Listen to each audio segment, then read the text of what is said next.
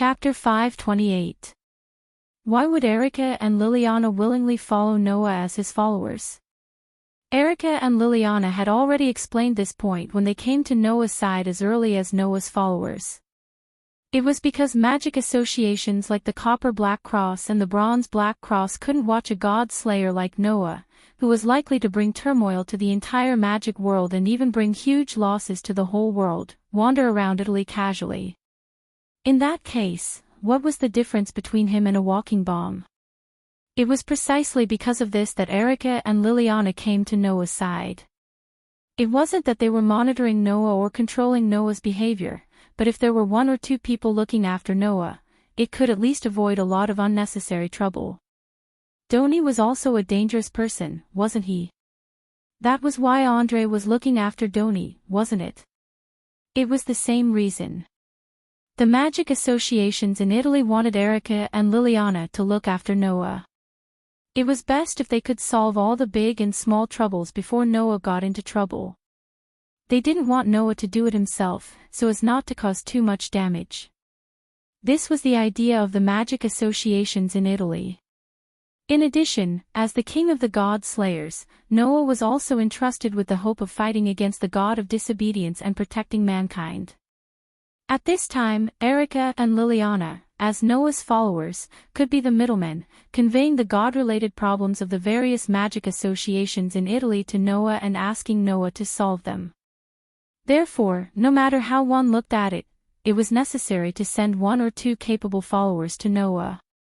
It just so happened that Erica and Liliana, who had witnessed the whole process of Noah slaying the god and the commemorative moment of Noah's reincarnation as a god-slayer, had already known him before Noah became a god-slayer and acted together. Sending Erica and Liliana to Noah's side as followers would not arouse Noah's disgust. Andre also knew Doni in advance before he became Doni's trusted butler. It was because of this reason that Andre could scold Tony without any hesitation even though he wasn't the king of the same rank as Tony. This was the idea of the magic associations led by the copper black cross and the bronze black cross.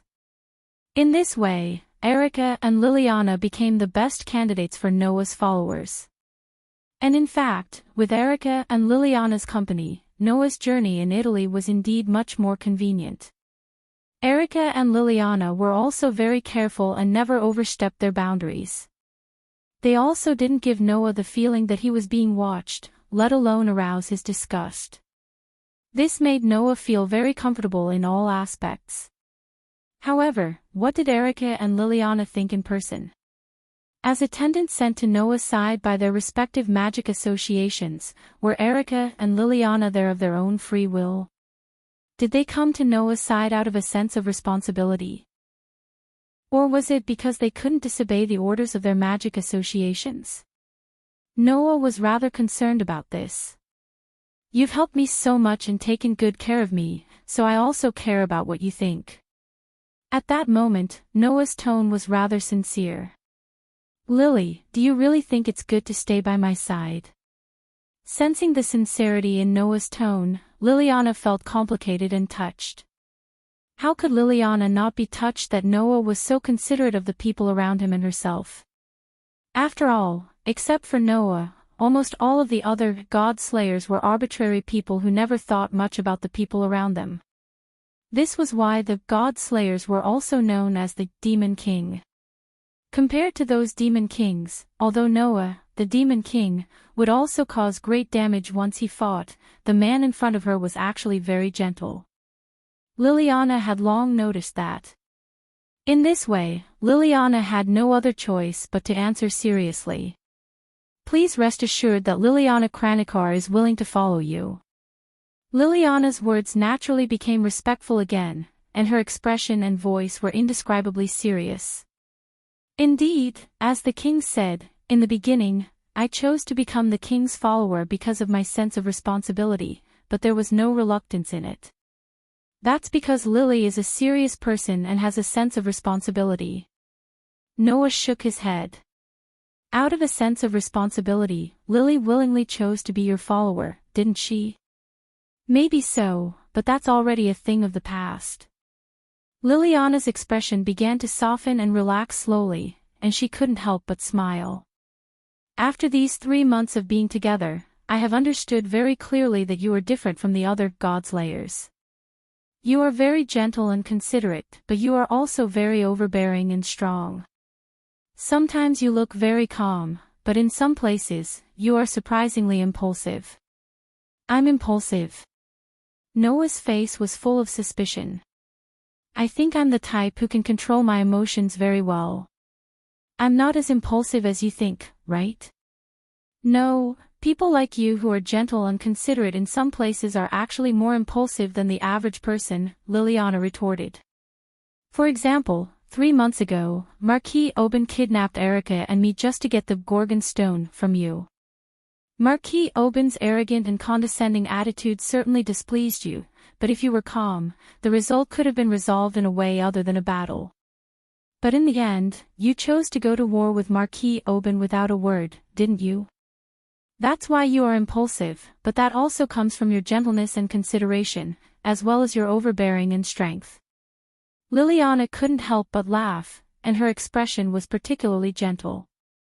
There is a part of you that values your companions and those close to you very much, so when you found out that Marquis Oban had kidnapped Erica and me, you were no longer as calm as usual.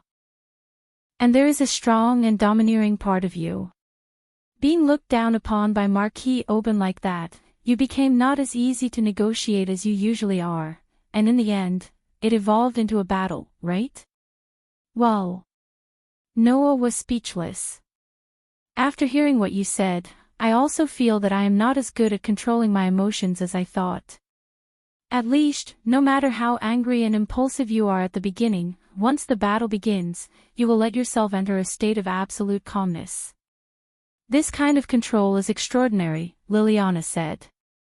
However, once you enter a battle, you will be too focused on dealing with your opponent and will not be able to pay attention to your surroundings. This is because your overly powerful strength will cause great damage to your surroundings. It has been like this for the past 3 months. At this point, Liliana became a little shy. Because of this, I don't know when it started, but the idea of, I have to watch you, has been deeply ingrained in my heart. If I don't continue to be by your side, you will definitely cause some damage, so I can't leave your side. Hearing this, Noah's heart finally became clear, and he smiled. Then, I will continue to trouble you in the future, Lily. Liliana's expression suddenly brightened, and she nodded repeatedly. Yes. That's for sure. Noah and Liliana looked at each other and smiled, making the atmosphere in the air much warmer. Outside the door, Erica leaned against the wall and overheard the conversation in the room. She smiled sweetly. This king is really gentle. The next day, Noah, who woke up early, went downstairs alone from the room upstairs, went to the high-class restaurant on the first floor of the hotel, and began to order breakfast. There were also many hotel guests who woke up early and were having breakfast like Noah. Erica and Liliana were still resting.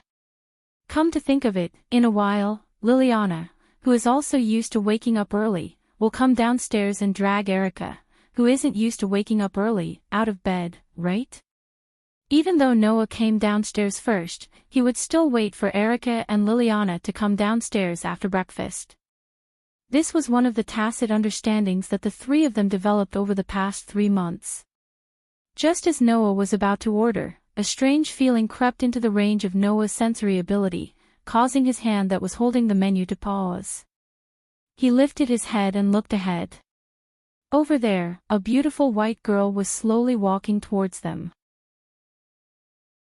Chapter 529. Accompanied by the loud and clear sound of high heels, the girl walked into the hotel's restaurant unhurriedly and walked in the direction of Noah.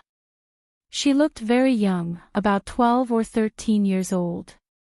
It was obvious that she was at an age where she shouldn't be in a hotel.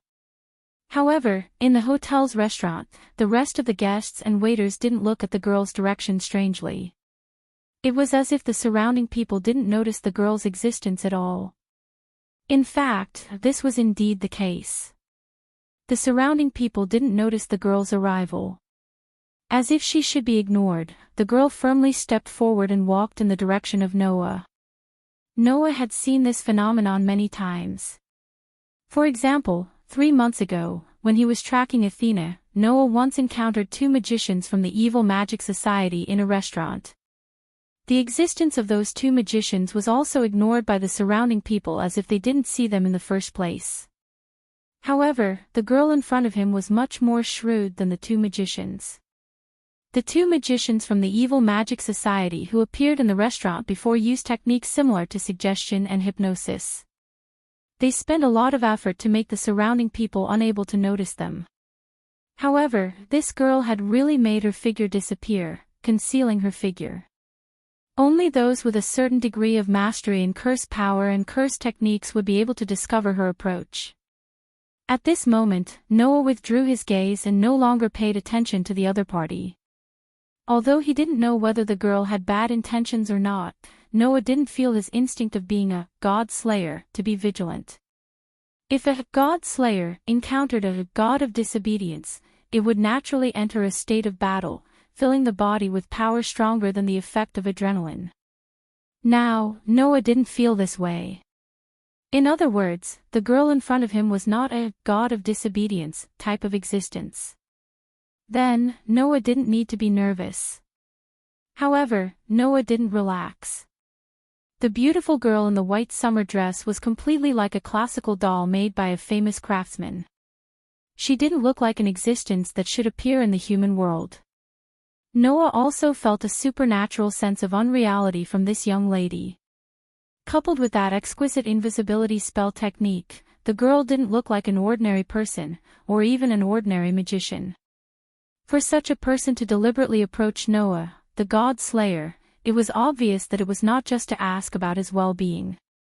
Under such circumstances, the girl came to the table where Noah was sitting, lifted the corner of her skirt, and bowed slightly. "Nice to meet you, 7th King. Please forgive me for coming uninvited." The young girl's voice was as sweet as her appearance, but there was a kind of elegance that ordinary children shouldn't have, giving people the feeling that she was a little adult. Noah raised his head and looked at the girl in front of the table. "Since you've come uninvited, you wouldn't have come all the way here if there wasn't anything important, right?" "No, you've misunderstood." The girl smiled elegantly. "I'm just here to greet you. Today." Noah glanced at the girl and said with a smile that wasn't a smile. "If you say so, then should I think that after today, you won't appear in front of me just to greet me?" This is also a misunderstanding. Facing a god slayer, the girl's attitude was still full of calmness, and she wasn't afraid of Noah. She looked straight into Noah's eyes and said, "It's just that, I think, with the special relationship between you and me, if we meet in an emergency, there won't be time for me to greet you. So, I want to greet the most special king before that time comes." "The most special king?" Noah raised his eyebrows. "Although this body is insignificant, I've heard of your achievements," the girl said calmly. "You killed 2 of the highest level god of disobedience to become a god slayer. In less than a month after becoming a god slayer, you consecutively defeated the oldest demon king, the Eastern king of Wuxia, and the Italian king of swords. Even Athena couldn't do anything to you. To be able to achieve these results in less than a month, I don't need to explain how special you are." "Oh." Noah smiled indifferently. "I know how special I am, and so do others. But I think others will know how special you are, right?"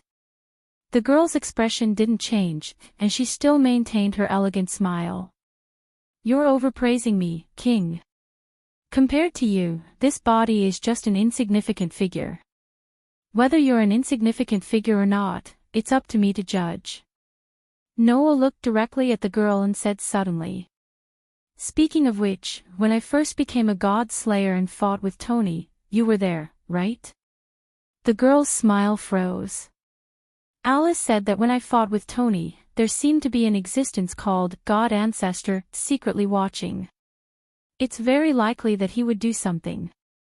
Noah acted as if he didn't see the girl's frozen expression and said casually, "And you were there that day, with Alice and another person with an extraordinary aura." It seems that you're that so-called god ancestor, right? The girl's frozen smile gradually disappeared as Noah spoke, and the way she looked at Noah also changed. As expected of a rather special person among the many god slayers. It seems that your uniqueness is not only in terms of strength, but also in terms of wisdom. No wonder the goddess of wisdom couldn't do anything to you. Don't praise me too much. I just have a special sensing ability. Although you were far away at that time, in order to observe the fight between Tony and me, you used some kind of magic that allowed your vision to leap, right? Noah supported his chin with his hand and said very casually. A person's aura is directly linked to their magic power and curse power. From a person's curse power, I can identify the user's aura. The aura on your body is basically the same as the curse power on that day. In addition to the warning that Alice gave me, it wasn't difficult to guess your origin. No, it's already very impressive that you could identify me when we met. The girl seemed to have regained her calmness and a sweet smile appeared on her face. I didn't intend to reveal my identity when I came to greet you today, but since you're so wise, it would be rude of me to not know what's good for me. After saying that, the girl once again lifted the corner of her skirt and bowed to Noah solemnly. I'm Guinevere, the god ancestor and also the queen of witches. Please enlighten me. Guinevere. Noah's eyes narrowed slightly. It was impossible for Noah not to have heard of this name. Noah had heard of this name in the past 3 months, not to mention now that he had become familiar with the books of various mythological systems in the past 3 months. This name was exactly the same as the name of King Arthur's wife in the ancient British legend. In other words, this was a name that should have belonged to a god in mythology. In that case, Alice once said that the god ancestor was an existence that was born through the reincarnation of the former goddess Gaia after she died under some special circumstances. Could this girl in front of him be the reincarnation of Guinevere? It seems that you've guessed my true origin, Your Majesty. Guinevere smiled very happily. It's great to be able to tell you my real name. Is that so? Noah curled his lips. Then, tell me your real intention. Don't tell me that you're really just here to greet me. If that's the case, let alone me, even you won't believe it. Coming to greet you is indeed one of my purposes this time. Guinevere shook her head. However, the most important thing is that Guinevere wants to invite you to the next banquet. Banquet? Noah frowned. Soon, the god of disobedience will descend on Napoli, Italy. Guinevere lowered her head. At that time, I hope Your Majesty can come. After leaving these words, Guinevere's figure slowly dispersed like mist and disappeared from Noah's sight. Magic transfer. Noah's frown deepened. Napoli. Recalling Guinevere's words, Noah rubbed his eyebrows thoughtfully. Whatever. Let's have Erica and Liliana investigate first. Chapter 530. Ding. In the sound of the elevator's arrival, Noah walked out of the elevator that opened automatically.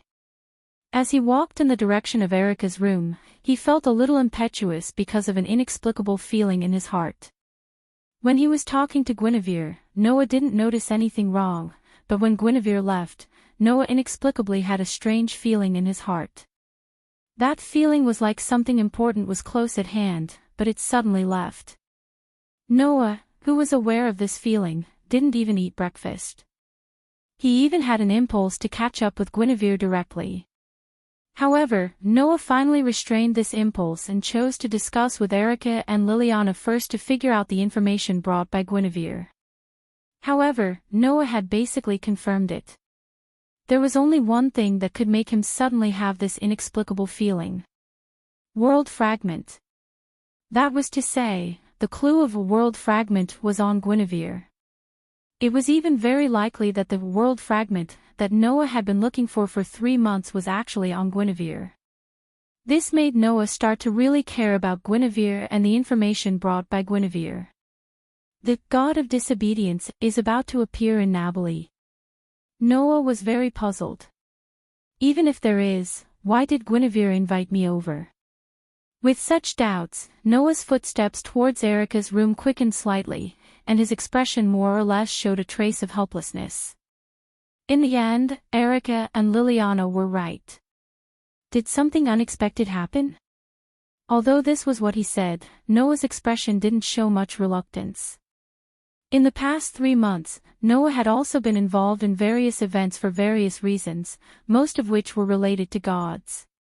For example, a divine beast appeared inexplicably somewhere, an irregular magic association tried to summon the god of disobedience in an inhumane way, or simply encountered the moment before the god of disobedience appeared, and stopped the other party from descending at the critical moment. Over time, Noah even began to be afraid. He only hoped that nothing related to gods would come to him again. This time, if what Guinevere said was true, it proved that a god of disobedience was about to descend in Nabali. If it was in the past, Noah would definitely be annoyed. But this time, if he could really find the world fragment, then Noah didn't mind letting Guinevere become the third god of disobedience to die in his hands, after Welslana and Mecher. Noah, who secretly made up his mind, came to Erica's room, pushed the door open, and walked in without even saying hello. "Erica, it's time to get up. I have something for you and Lily to do." With that said, Noah's voice became weaker and weaker as he saw the scene in the room. In the end, not a single sound could be heard. It was as if his neck was being strangled, and he was speechless. In the room, Erica and Liliana were also stunned and froze in place. There was no other reason. Perhaps it was because they had just taken a shower, but at this moment, both Erica and Liliana were wet all over.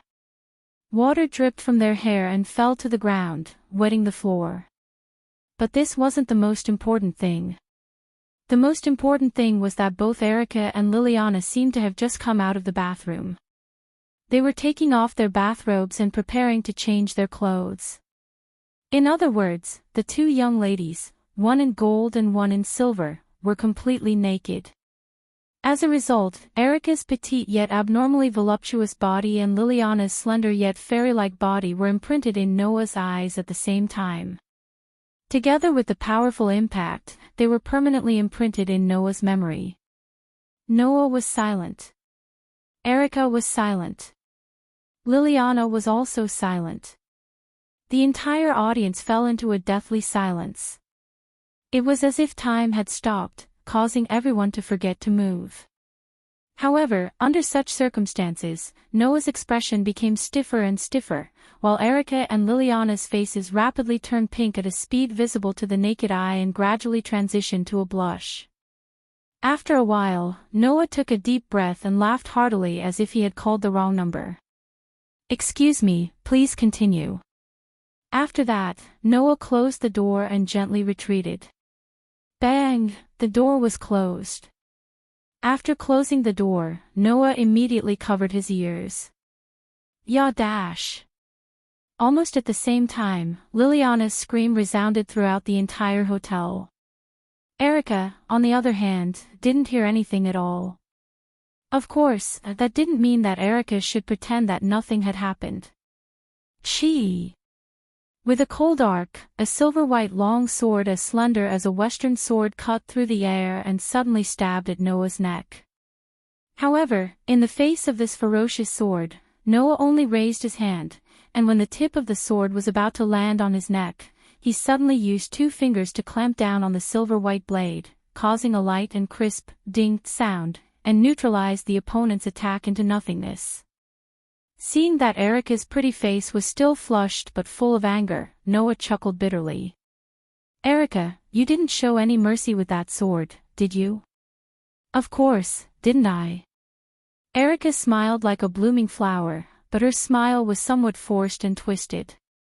"My body is not a cheap product. Since you've seen it, you naturally have to pay the corresponding price. The king's life is the most precious thing in the world. There's nothing more suitable than this to pay for it. I was wrong about you, Noah Doria.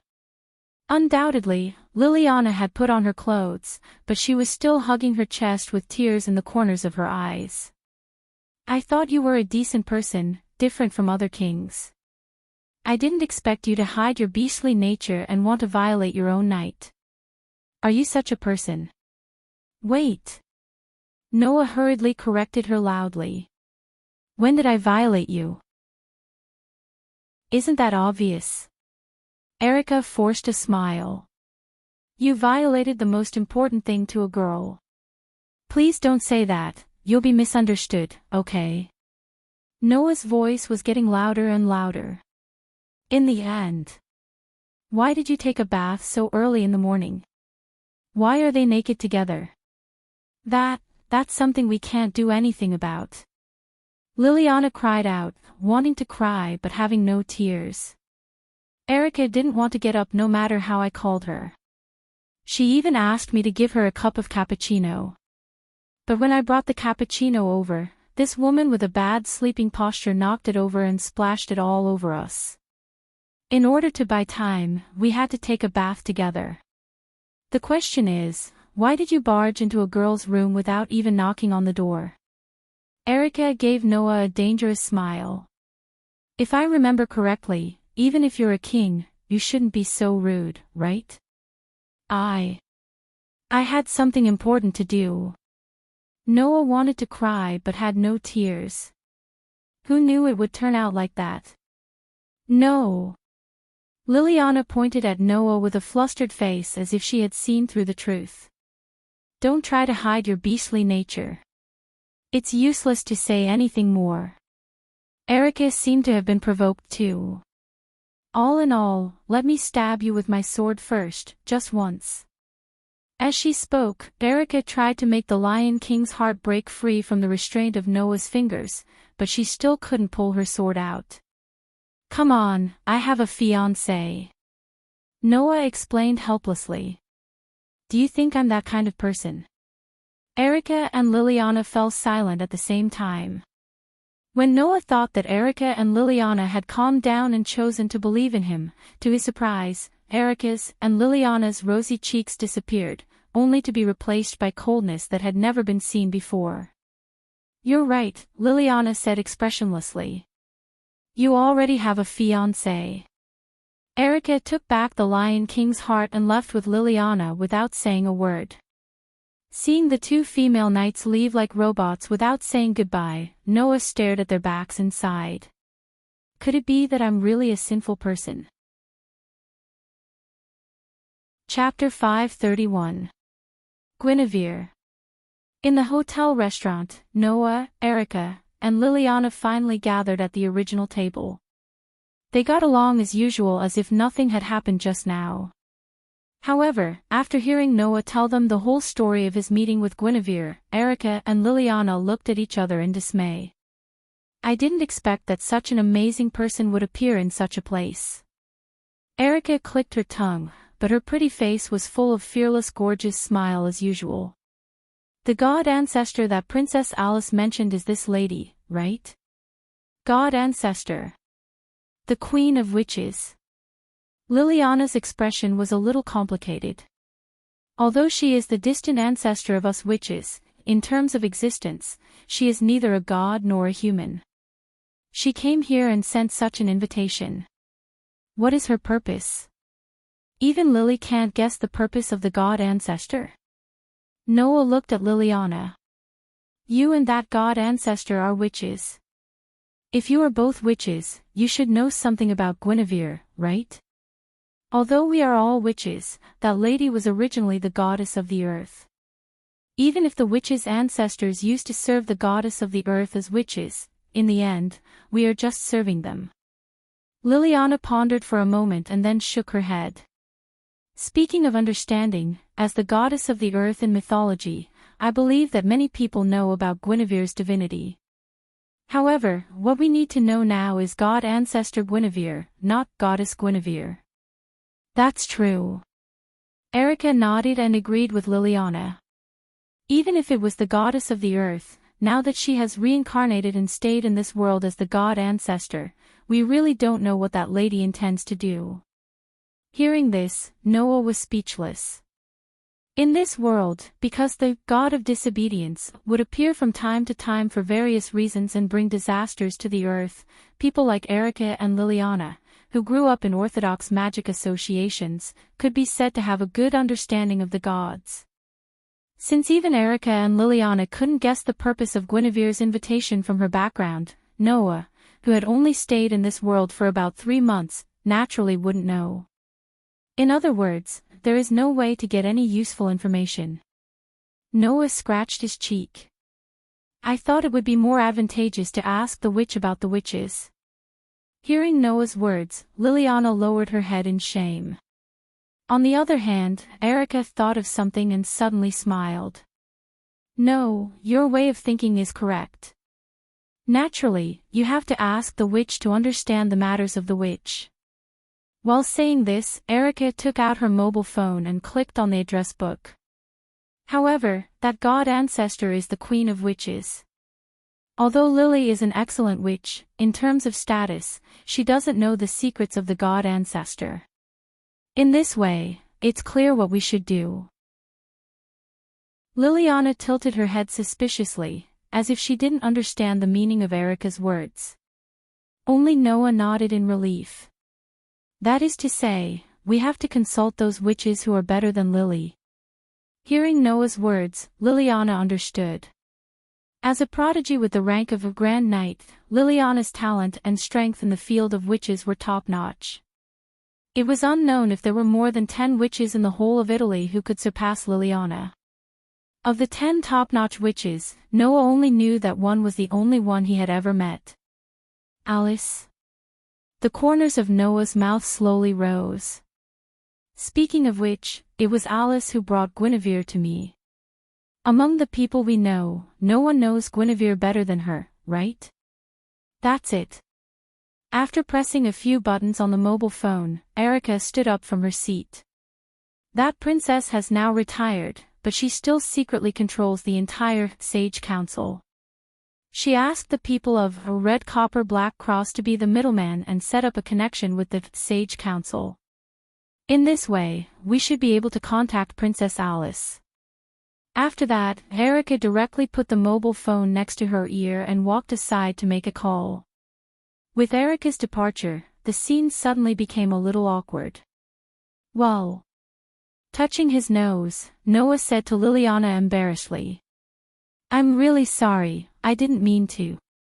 Liliana naturally knew what Noah was apologizing for, and her face turned red again. I know, although you are a demon king with terrifying power, I know very well that you are a very gentle and considerate person. You definitely wouldn't do such a frivolous thing. I was too careless before, I also apologize to you. With that said, Liliana stared at Noah. But Erica is right. As a king, you should pay a little attention to your behavior. No matter how urgent the matter is, I still hope you can knock on the door. That way, you won't see such a disgraceful scene. So didn't I apologize? Noah waved his hand and shook his head with a dry smile. I will be careful, please forgive me this time. Forgive. Liliana thought of something and lowered her head. After a while, she raised her head with some determination and looked at Noah. Before that, can you allow me to ask you a question? Question. Noah nodded. Go ahead. Liliana looked a little hesitant, but in the end, she spoke in a mosquito-like voice. I've heard before that you have a fiancé. That should be true, right? Noah didn't expect Liliana to ask about this matter. After being stunned for a moment, he smiled bitterly. It's true. Is it?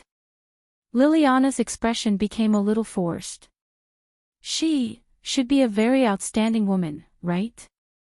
Instead of saying that she's outstanding, it's better to say that she's naturally by my side. Noah didn't hide anything because of Liliana's performance and chose to answer truthfully. After all, we are childhood sweethearts who grew up together. We used to be friends, are now lovers, and will become family in the future. It's just such an ordinary development. Is that so? Liliana lowered her head, making it impossible to see her expression. From your words, I can tell that you love each other deeply, right? Deeply. Noah laughed at himself. I only realized later that they had waited for me for God knows how many years before they finally got my reply. They would even laugh and cry because of my reply. Compared to their love for me, my love for them is so shallow that it makes people want to despise it. Is that so? Liliana didn't know what to say, but then she was stunned and raised her head in astonishment. Wait. You just said them, right?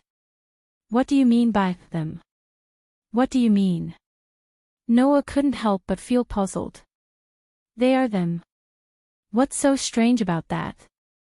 There are many strange things. Liliana couldn't help but raise her voice. According to what you said, could it be that you have more than one fiancé? Noah just realized how unbelievable his statement was, and his expression suddenly became unnatural. I have two fiancés. Liliana's expression gradually changed from astonishment to disbelief, and then from disbelief to disbelief. In the end, there was only grief left. I see, so you're this kind of person. Wait. You must have misunderstood something. Noah quickly explained. Although it's a little strange to have two fiancés. But our feelings are real. There's absolutely no falsehood in it. Absolutely. At this moment, a voice interrupted.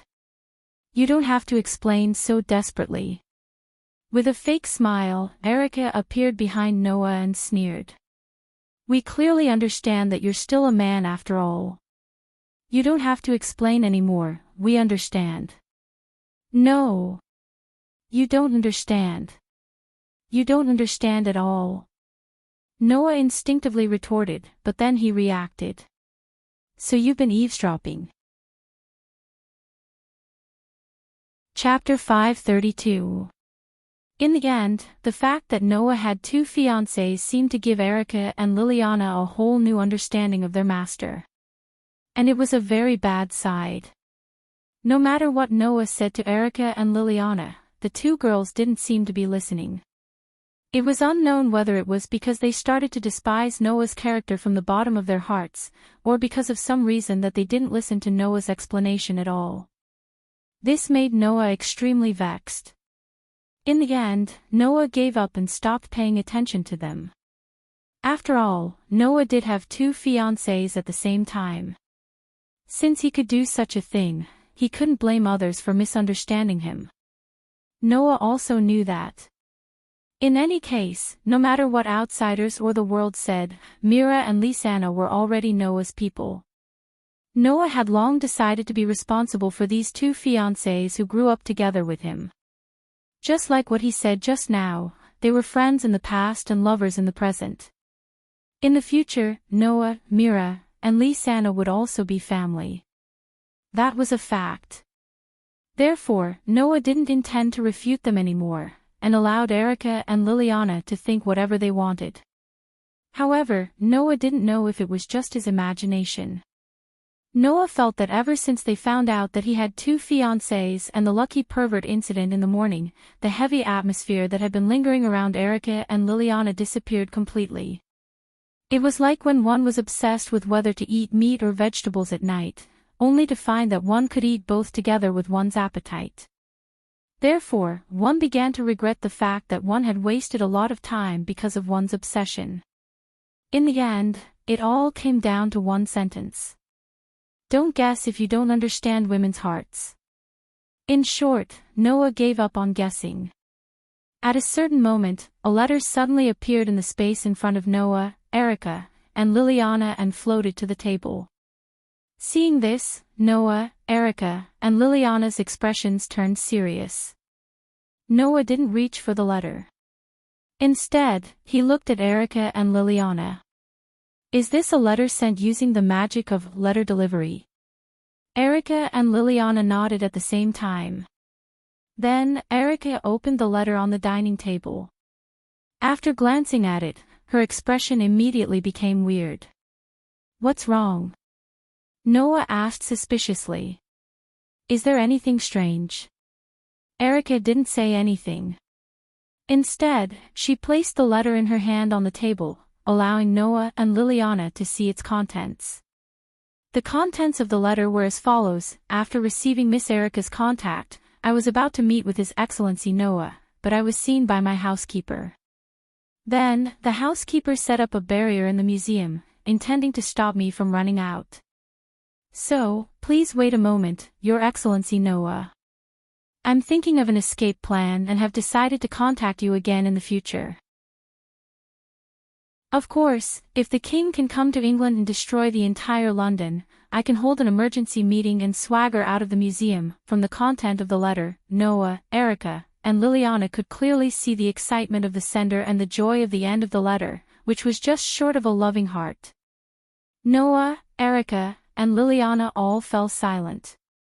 Needless to say, it was easy to guess who sent this letter. However, recalling the elegance and nobility of the woman with the beautiful title of princess, who would have thought that the letter was sent by her? In short, there were too many things to complain about. As I recall, Alice seems to be the princess of some duke's family, right? Noah asked cautiously. The reason why Alice is called a princess is not only because of her family background, but also because she is as noble as a princess, right? There's no need to doubt it, Erica explained without hesitation, as if she wanted to dispel Noah's thoughts of escaping. Princess Alice is related to a great noble in Europe in the past. In addition, she is associated with the Magic Association of the Templar Knights, which is similar to the Copper Black Cross and the Bronze Black Cross, which nurtures the successors of the Templar Knights in the past. In other words, the magic association that nurtures us knights has close contact with the descendants of the Druids. As a result, the noble lady has extraordinary knowledge and wisdom. She is known as the most outstanding noble lady in Europe. She is such a flawless princess. Princess Alice's health has always been poor.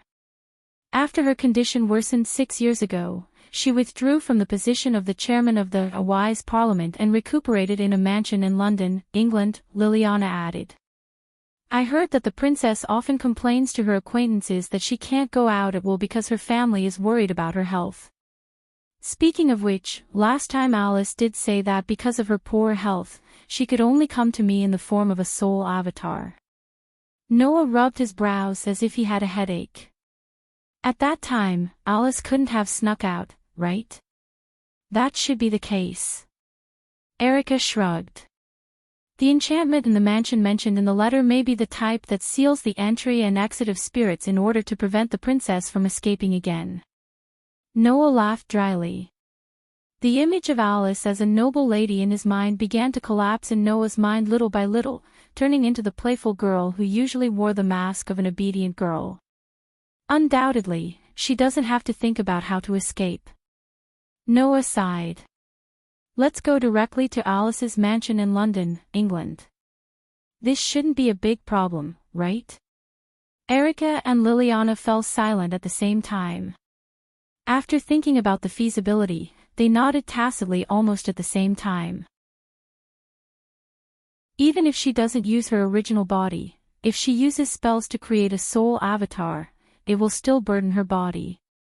Liliana said, a little worried about Alice's physical condition. So, it's a good choice for us to visit her directly. It's indeed worrying. Erica also agreed with Liliana. For the sake of Princess Alice's health, even if it's a little detour, let's go to London, England. I just don't know when the god of disobedience in Nabali that Guinevere mentioned will appear. Noah patted his cheeks to cheer himself up. Let's hope nothing happens before we come back. There's a branch of Bronze Black Cross in Nabali, Liliana said. I'll ask them to pay attention. Once there's anything strange, they'll report to me immediately. Noah was relieved. However, it's really rare for you to take the initiative to look for news of God. Erica glanced at Noah. I thought that after the past 3 months, God's matter had completely become a taboo in your heart. I didn't expect you to take the initiative to go to the source of the incident this time. Have you finally gotten over it? Or, are you too close to Salvatry and infected by the king's battle lust? Liliana said worriedly. I hope you don't become the kind of person who will do anything to make the God of disobedience appear in order to fight God. Yes, just be like before. In the past 3 months, whenever Noah encountered something related to God and discovered that the God of disobedience was about to appear, he would not hesitate to stop it and let the God of disobedience, who should have appeared, return to the myth.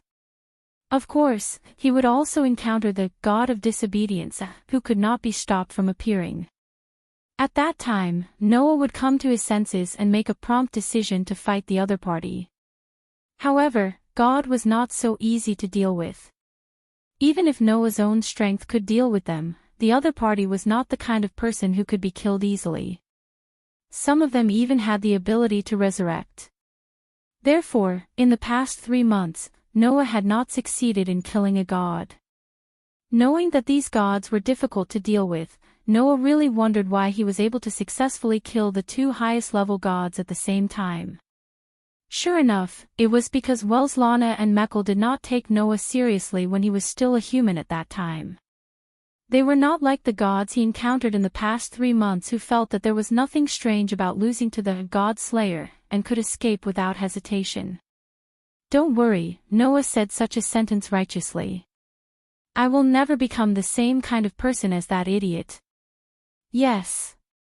Absolutely. Chapter 533. The origin of Greenwich's Wise Men Parliament was entirely due to the formation of a group of busybodies, which gave rise to its initial form of existence.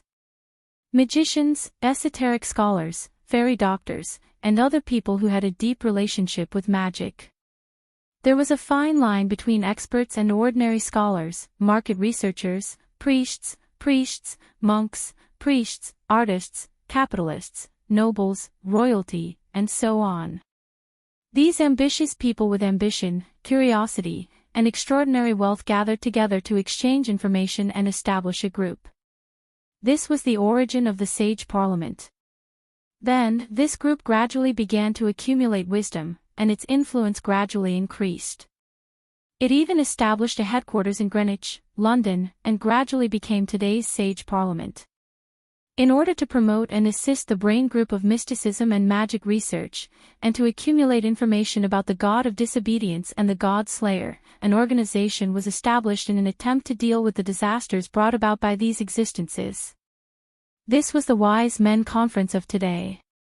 When the Sage Parliament was mentioned, the first thing that came to people's minds was not a famous expert from the Sage Parliament, nor was it a scholar with extraordinary wisdom.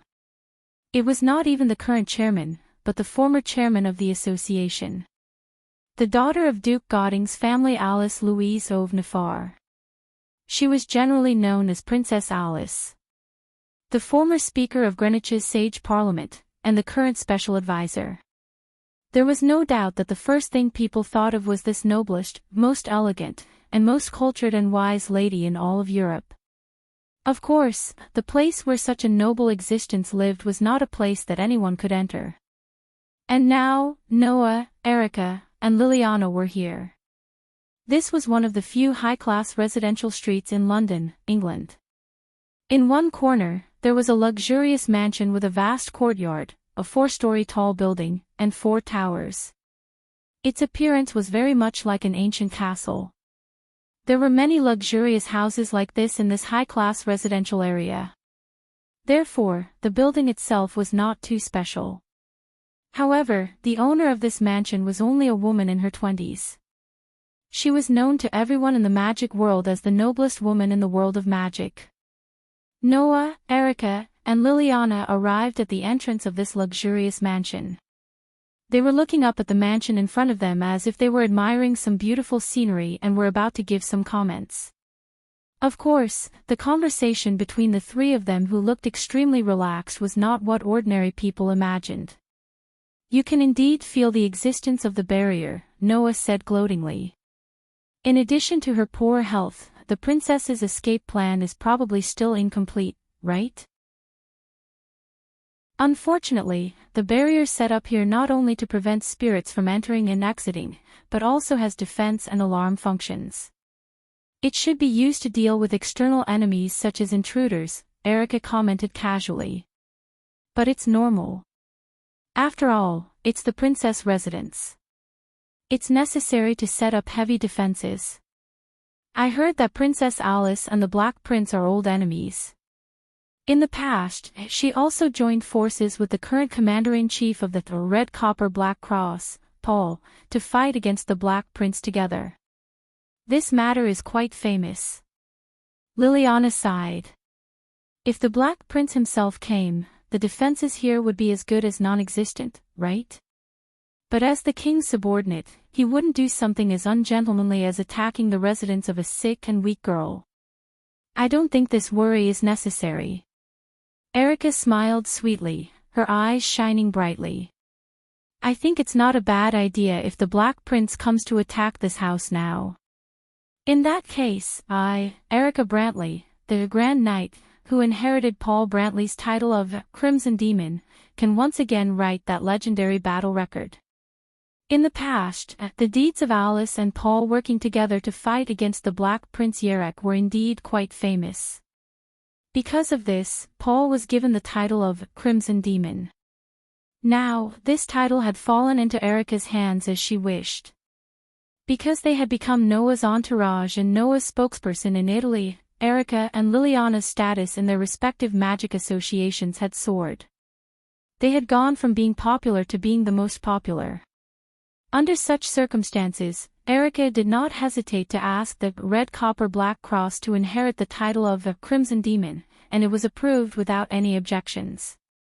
In the Red Copper Black Cross, only Erica and another respected Grand Knight were competing for the title of a Crimson Demon. Therefore, after Erica became Noah's entourage and received the honor of being the king's trusted aide, the title of a Crimson Demon fell on her without any objections. With Erica's courage and ferocity like a lioness who was unwilling to fall behind others, it was not surprising that she would have the idea of fighting against the Black Prince Yerek like Paul did back then to prove that she had the qualifications to inherit the title of a Crimson Demon. Do you want to imitate your uncle?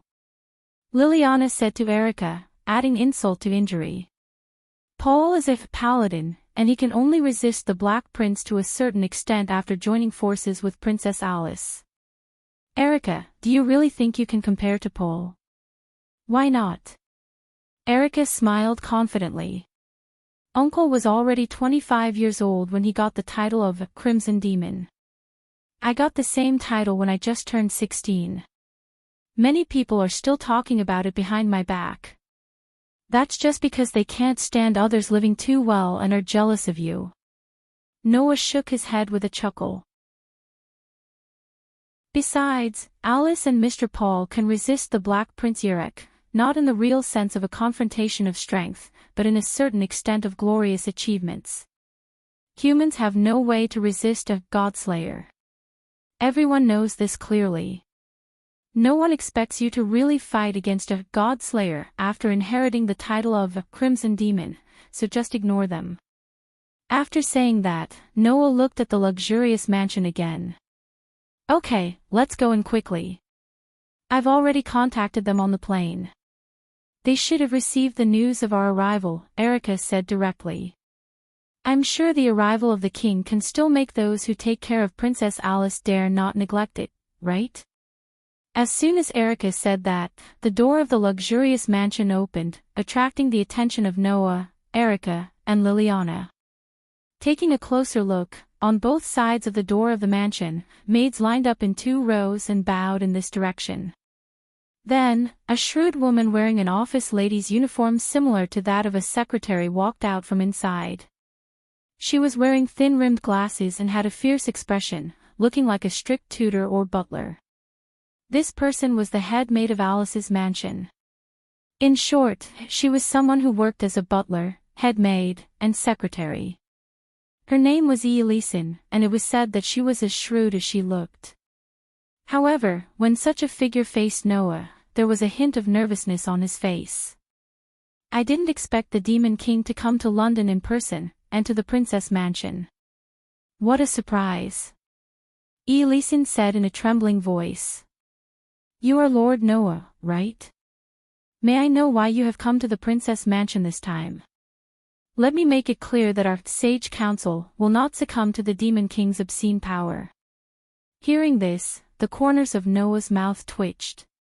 Even Erica and Liliana turned their backs and snickered secretly. It seemed that from the perspective of the Sage Council, which specialized in the study of God-slayers, every God-slayer in the world was a cruel and incorrigible demon king. This could be seen from Elisen's performance. "I have a lot to say, but it's probably useless to say anything at this time, so I'll simply say it in a way that you can understand." Noah laughed bitterly. "Anyway, you can't stop me no matter what I want to do. It's better to be straightforward and let me meet Alice. That way, I won't raise this place to the ground. Will this make you compromise?" Elisen's expression froze completely. In the end, as expected, Noah was granted passage. Chapter 534.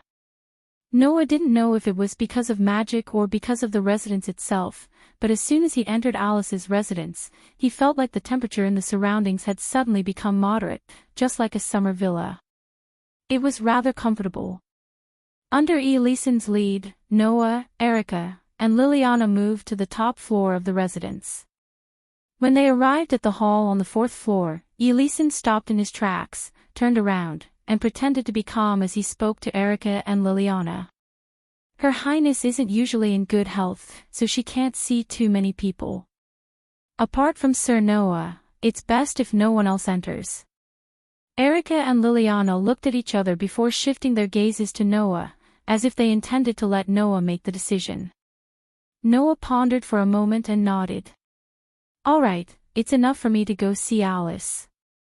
You guys wait here." Erica and Liliana finally nodded and retreated to the side obediently, as if they were obedient to his words. In fact, after 3 months of interaction, Noah, Erica, and Liliana were already rather familiar with each other and could be considered good friends. Erica and Liliana usually wouldn't speak to Noah with honorifics. Instead, they treated him as equals. It was only in front of outsiders that Erica and Liliana would strictly abide by the settings of their identities. It wasn't only because they couldn't behave improperly in front of outsiders, but also because they didn't want to embarrass Noah, the nominal owner of the residence. And this behavior naturally made Elisen, who viewed Noah as a terrifying demon lord, fear him even more. His attitude also became much more respectful. He reluctantly led Noah to the door of a rather majestic room. "This is Her Highness's bedroom." Elisen's voice was still filled with nervousness. I've reported to Her Highness that His Majesty is here. She is waiting for you inside, so I hope you can be magnanimous and not make things difficult for Her Highness." Seeing that Elisen had completely assumed that he had come with ill intentions, Noah could only laugh bitterly in his heart. For many people, the word God-slayer was a synonym for terror. This was because the God-slayers had the power that humans could not resist. The current God-slayers had all done things that brought catastrophic losses to humanity. It was no wonder that others would call the God-slayers the Devil King. As for the Wise Men's Parliament, which specialized in researching the God-slayer, the horror of the God-slayer could be directly presented to everyone in written form. Therefore, Elisen should have long known about the various deeds Noah had done after becoming the God-slayer, right? For example, he had defeated Tony, Warban, and Luo Hao. He had even defeated 3 kings of the same rank. Of course, the most important thing was the losses that Noah had suffered in order to defeat these people, as well as the various kinds of destruction that had happened in the past 3 months. As a member of the Wise Men Council, Elisin, who clearly understood how terrifying Noah was naturally worried that Noah's arrival meant that there was going to be another disaster. However, humans could not resist the God Slayer. Therefore, it was completely natural that they would be afraid, scared, and nervous. Facing a member of the Wise Men Council like Elisin, who was deeply ingrained in the horror of the God Slayer, no matter how much Noah explained, they would not listen. In the end, Noah did not explain. "I need to talk to Alice about something very important." Noah sighed. "So, don't do anything like surveillance or monitoring. As long as you can do it, then in the end, everything here will be fine. Is that okay?" "Yes, yes." Elisin's face was tense. He suppressed his nervousness and then obediently left. Seeing this, Noah also reached out his hand, pushed open the door in front of him, and walked into Alice's bedroom. Upon entering Alice's bedroom, the first thing that entered Noah's eyes was an extremely luxurious bed. Not only was it luxurious in shape and scale, but there was also a veil-like ceiling that fluttered back and forth under the breeze from the window, making a pleasant sound of gauze rubbing against each other. And on such a bed, Alice, who was wearing pajamas, had her eyes closed. Her hands were clasped together and placed in front of her chest as she laid on top of it. Strictly speaking, Noah had only seen Alice twice. However, both times, Alice had always had a noble and elegant look, just like a real princess. However, at this moment, the Alice that appeared in front of Noah lying on the bed was not as noble and elegant as before. There was only weakness. Because of her poor health, Alice's pretty face was slightly pale. Although her breathing was stable, it was also very weak. She looked exceptionally pitiful. Coupled with her stunning beauty, it was believed that as long as it was a man, upon seeing this scene for the first time, they would not be able to resist the urge to go over and kiss Alice. After all, the feeling that Alice gave people was too much like Sleeping Beauty. That delicate beauty could make every man's heart ache, and thus have the idea of, if I go over and kiss her, she will wake up. Noah did not have such an impulse. However, looking at Alice's sickly appearance, and then recalling the noble appearance that she used to appear in front of him, even Noah could not help but feel a little distressed that this time, in front of Alice's bed, which was in front of Noah, the space suddenly fluctuated with a spell power, and gradually condensed into a figure. That was Alice, who usually dressed beautifully and absolutely matched the title of princess. However, that was only Alice's spiritual clone. "Welcome to my residence, Sir Noah, should I say that?" When they first met, Alice used a look of hidden bitterness that she would never have in the past, and stared pitifully at Noah. "Undoubtedly, it will be fine to wait outside. I will definitely be able to think of a perfect escape plan to go outside. Now that you are here, I have no excuse to sneak out. Do I go out again?" Hearing this, Noah did not know whether to laugh or cry. "You still have the nerve to say that? Your body is already in such a state, and you still want to sneak out? Of all people to make life difficult for, you just have to make life difficult for yourself. It is also very boring to stay here all the time." Alice was rarely awkward. "Someone like Sir Noah who can travel all over Italy all day long will not be able to understand me. It doesn't matter whether I can understand you or not. What is important is whether you can understand your own physical condition." Noah rolled his eyes, walked past Alice's spiritual body, and came to the bedside of the sleeping Alice. He sat on the edge of the bed, reached out, and smoothed a strand of messy hair on Alice's forehead. There are really people who don't take care of themselves. It is unbelievable. Noah's behavior was completely a habit that he developed from taking care of a group of cursed children in the world of Dark Bullet. However, Noah's intimate behavior made Alice a little shy in the eyes of herself. Casually touching a girl's body or something, it is also unbelievable. Oh. Is it? Noah glanced at Alice's spiritual body, and the corners of his mouth curled up. I remember that 3 months ago, when I was fighting with Luo Hao, Warban, and Doni, I did not casually touch a girl's body, but a girl took the initiative to kiss me. Alice was triggered by Noah's words. She finally recalled this matter, and an embarrassed expression appeared on her pretty face. At that time, I was only using my spiritual body. It was a doppelganger. Not the real body. So it's fine. Yes. That's right. That's it.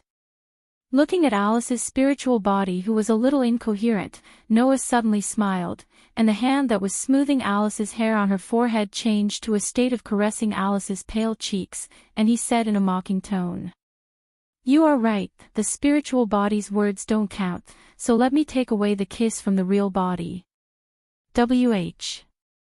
What? Alice's spiritual body was stunned on the spot. Then, in front of Alice's spiritual body, Noah, who was sitting on the edge of the bed, began to lean down and put his face close to the lips of Alice's real body lying on the bed. Alice's spiritual body began to panic. Wait. Sir Noah. Are you serious? Ignoring the panic of Alice's spiritual body, Noah closed the distance between them and kissed Alice's pale lips. Chapter 535. Alice Louise of Nifar was a princess. Whether it was in terms of family background or temperament, this lady was a real princess. Unfortunately, the noble princess had now become a veritable sickly sleeping beauty.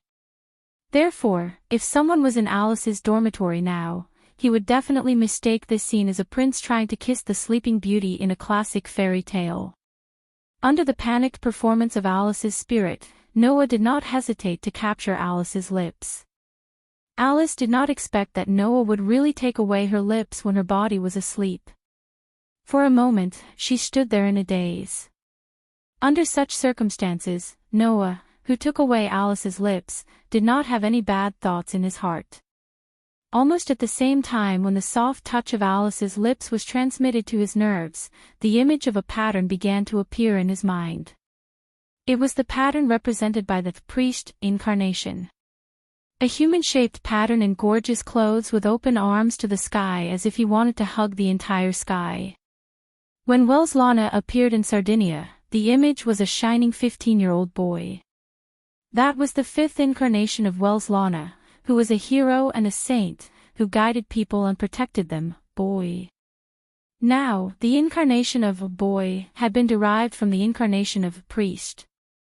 Mastering the same power as Wells Lana's boy, and even the incarnation of a priest, above that, Noah also had the ability to grant others protection and blessings. So, Noah held Alice slightly in his arms and kissed Alice's lips gently. At first glance, it was like a prince who was about to kiss the sleeping beauty. However, Noah and Alice, who were about to use the power of the priest incarnation, were actually not a prince and a princess to be precise, but a king and a protector, the dominator and the dominated. Ugh!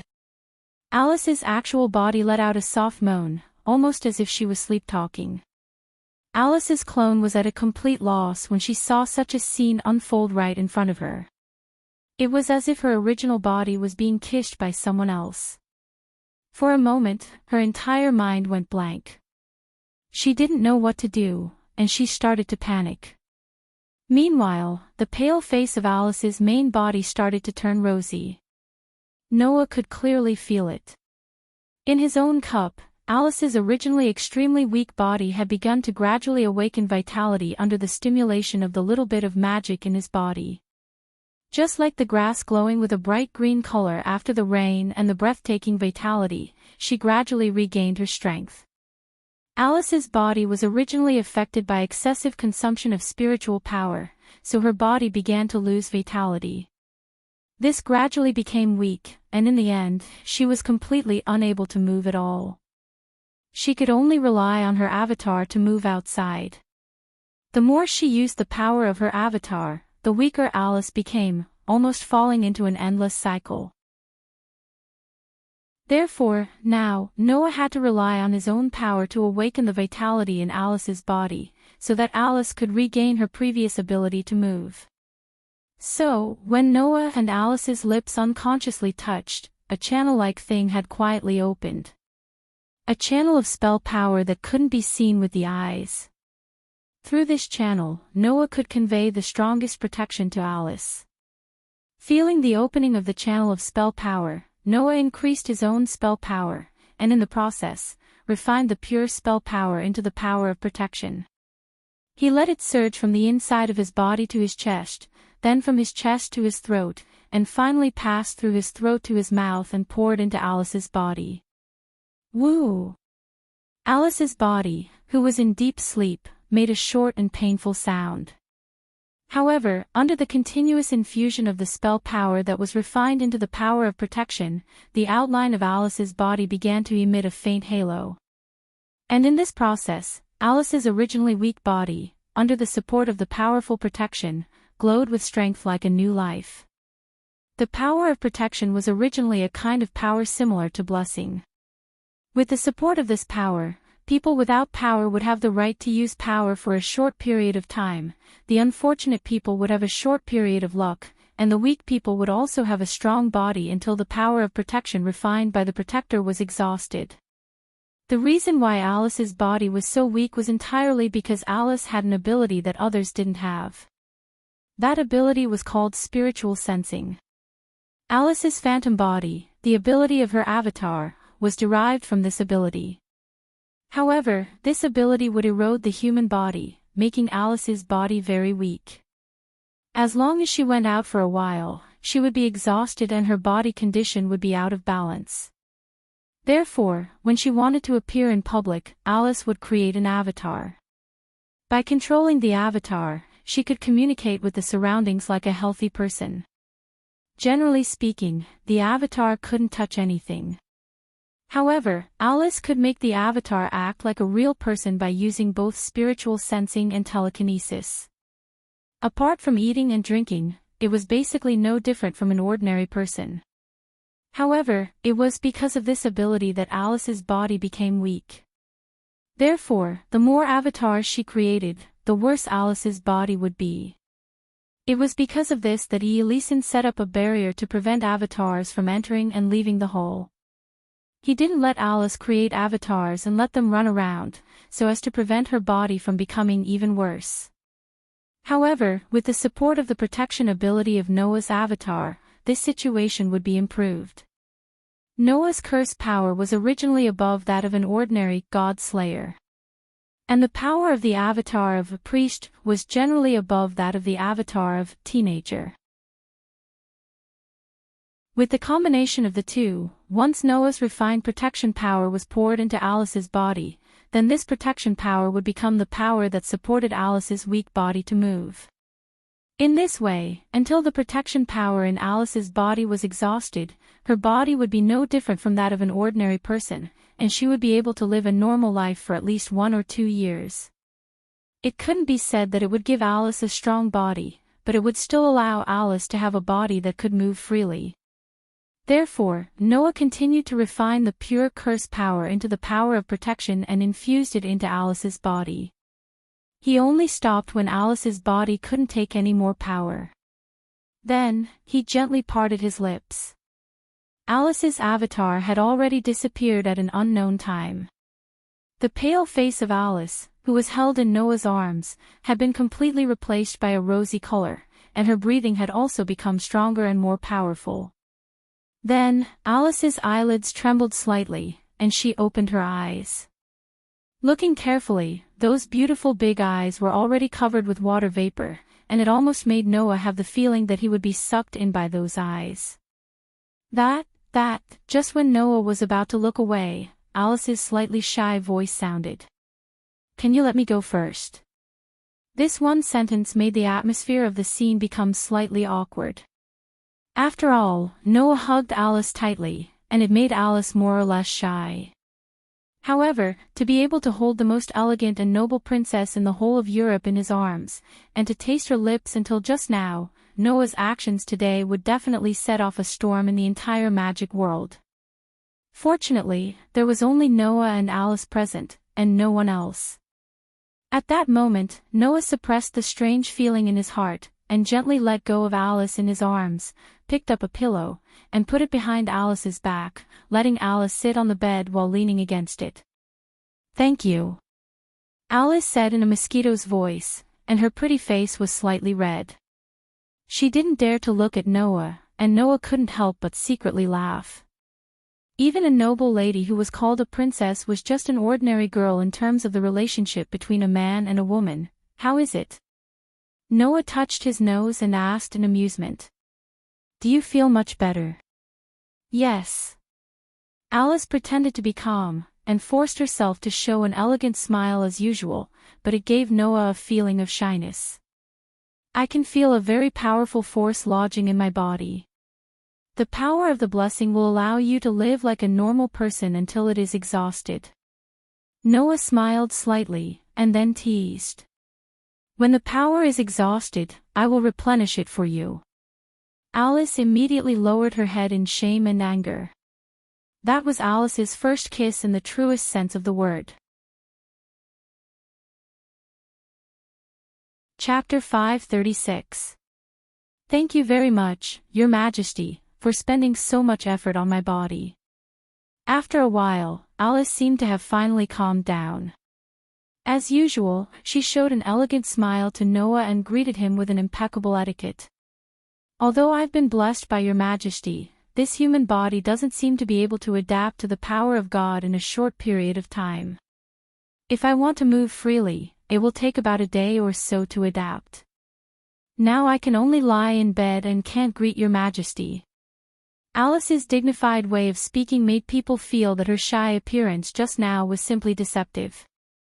However, Noah could see that it was not that Alice really didn't mind that her first kiss was taken away by him, but that she just wanted to hide her emotions. If he directly exposed this kind of thing, it would be too unromantic. Therefore, Noah shrugged and deliberately pandered to Alice's performance, saying with an expression as if nothing had happened. "It's okay, it's not an opportunity for anyone to have a conversation with Princess Alice's real body. I'm already very satisfied." "Is that so?" Alice's smile was still elegant. "It's really an honor to satisfy Your Majesty." "You'd better be." Noah smiled bitterly and began to change the topic. "Actually, I have something to ask of you this time. When Miss Erica contacted me, she basically told me about it, but she didn't tell me the details directly. After all, it's still inconvenient to talk over the phone." Alice nodded to Noah. "If it's something I can help you with, I'll try my best to help Your Majesty." "That's the best." Noah looked straight at Alice. "Guinevere, you should know this god ancestor, right?" "Lord Guinevere." Alice's face showed a look of surprise. "Has Lord Noah already met Lord Guinevere? You can consider it a greeting." Noah narrowed his eyes. "However, it seems that this god ancestor didn't just want to greet me. I don't know what she's planning. If possible, I'd like you to tell me about the god ancestor." Hearing this, Alice frowned slightly. She shook her head as she pondered. "I'm really sorry. Although Lady Guinevere is the most powerful queen of witches, and we do have detailed information about her, I really don't have much information about Lady Guinevere that I can tell Lord Noah." "It doesn't matter. You said that the god ancestor fell from the original goddess of earth for some special reason and was reincarnated, right?" Noah waved his hand. "I don't know much about Guinevere's background, but from the information you gave me, I can more or less speculate. The god ancestor came to me not long ago and invited me to go to Napoli, saying that the god of disobedience would appear there. I don't understand why he invited me to go there, so if you think of anything, please tell me." "The god of disobedience is about to appear in Napoli. And Lord Guinevere invited Lord Noah to go there." Alice was stunned at first, then fell silent. Noah didn't disturb Alice, but quietly waited by the bed with his arms crossed, waiting for Alice's answer. After a while, Alice raised her head, and her beautiful big eyes directly met Noah's eyes. Since Lord Guinevere invited Lord Noah to go to Nabali to witness the appearance of the god of disobedience, there must be a purpose. Although I don't know what Lord Guinevere's intention is, I have a piece of information that may help my king. Information. Noah's eyes lit up and asked. What information? Lord Guinevere has been looking for someone. Alice's expression became solemn. It's a god known as the Last King. The Last King. Noah was stunned. What god is that? If we knew, then we wouldn't have to deal with Lord Guinevere so much, and Lord Guinevere wouldn't have to work so hard to find the whereabouts of that god. Alice smiled bitterly. We only know that the Last King is the last king to appear in the world, and he is also the god of steel. The last king to appear in the world. Steel. Noah's eyebrows began to wrinkle. Noah didn't know what the last king to appear in the world meant. But Noah, who had been familiar with the knowledge of various mythological systems, knew the word steel. The word steel here had the meaning of steel and also the meaning of weapon. It referred to those heroes in the myths who wielded weapons made of steel, possessed skills that no one else could match, and had once slain dragons and snakes. For example, in the legends, the hero who cut off the head of the snake demon Medusa and offered it to the goddess of wisdom Athena Perseus. For example, Siegfried, one of the gods that Tony had slain, had his authority of the steel protection usurped by Tony, and had once bathed in the blood of a dragon.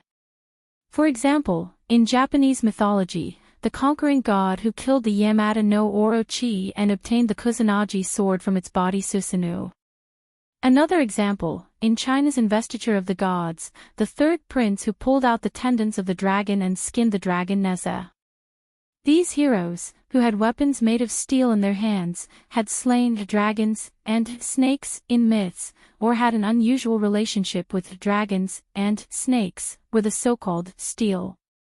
As far as we know, Lord Guinevere had an unusual relationship with the Last King when she was still a goddess, and she has been trying to awaken the Last King.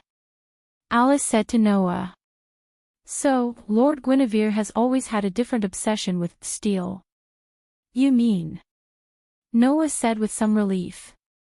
The god of disobedience that appeared in Nabali this time is very likely to be steel. I'm afraid so. Alice nodded heavily. Otherwise, Lord Guinevere wouldn't have appeared in front of the god slayer and the god of disobedience so easily. In that case, what does she mean by inviting me over? Noah asked in confusion. If the steel that appeared is the last king that she wants to awaken, then inviting me over is the same as telling me that I can destroy it, right? No, it should be the opposite. Alice's eyes flashed. It is precisely because Lord Guinevere can't confirm whether the god of disobedience that appeared is the last king that she invited you to Nabali, right? Hearing this, Noah also understood. In other words, Guinevere wants to use me to confirm whether steel is the last king or not. I'm afraid so. Alice sighed aloud. After all, Lord Noah is very special because he became a god slayer, because he killed two of the highest level gods of disobedience at the same time. Not long after becoming a god slayer, he successively defeated Marquis Warban, Hierarch Luohao, and Salbat Lei Qing. He has great power, but after all, he has only been a god slayer for a short time. It is understandable that he wants to use you. Use me. Hearing this sentence, Noah smiled very happily. Very well, that's enough to know. At least it makes me understand that the god ancestor can be heavy-handed and doesn't need to be merciful. Alice was suddenly stunned. Looking at the happy smile on Noah's face because of his strong personality, Alice smiled sweetly. Well, it's really you. If not, it would be boring. Hearing that Alice suddenly abandoned honorifics and made a somewhat rude remark, Noah blinked doubtfully. No, don't mind, I'm just talking to myself. The most noble and elegant lady in Europe showed a beautiful smile to Noah. However, Lord Noah, I hope you can listen to me. No. It's 2 pieces of advice. Advice? Noah looked at Alice. Princess Alice had extraordinary spiritual power and knowledge. This was something that everyone in the magic world knew. So, even Princess Alice in front of him used the word advice to Noah, so Noah had to take it seriously. Then, Alice said such a sentence. I hope you don't take Lord Guinevere lightly. Also, you need to pay attention to one person. Chapter 537. Don't take it lightly. Pay attention to a person. Noah carefully considered Alice's words. You told me not to take it lightly when facing Guinevere. Is it because of the seal you mentioned before?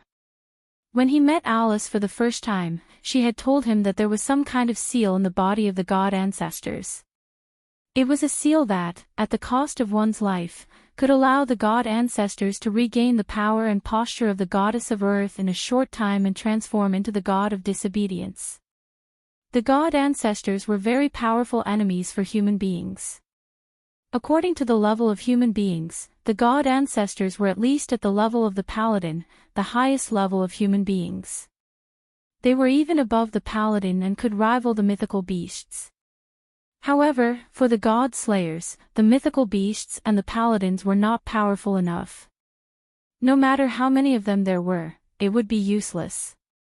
However, if the god ancestors released the seal in their bodies at the cost of their lives, then the god ancestors who recovered the posture of the goddess of disobedience would be able to rival the god slayers. In this way, even the god slayers could not ignore the god ancestors. It was only natural that Alice would give such advice.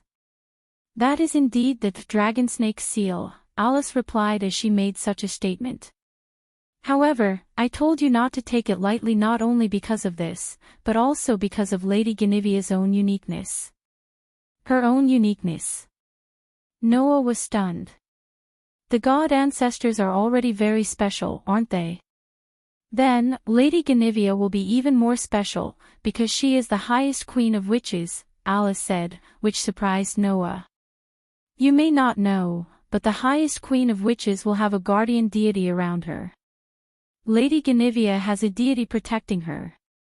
What did you say? Noah was shocked. Guinevere has a deity protecting her. Yes. Alice emphasized her words as if she was trying to increase the credibility of her words. I've had several dealings with Lord Guinevere, and I've also seen Lord Guinevere's guardian angel.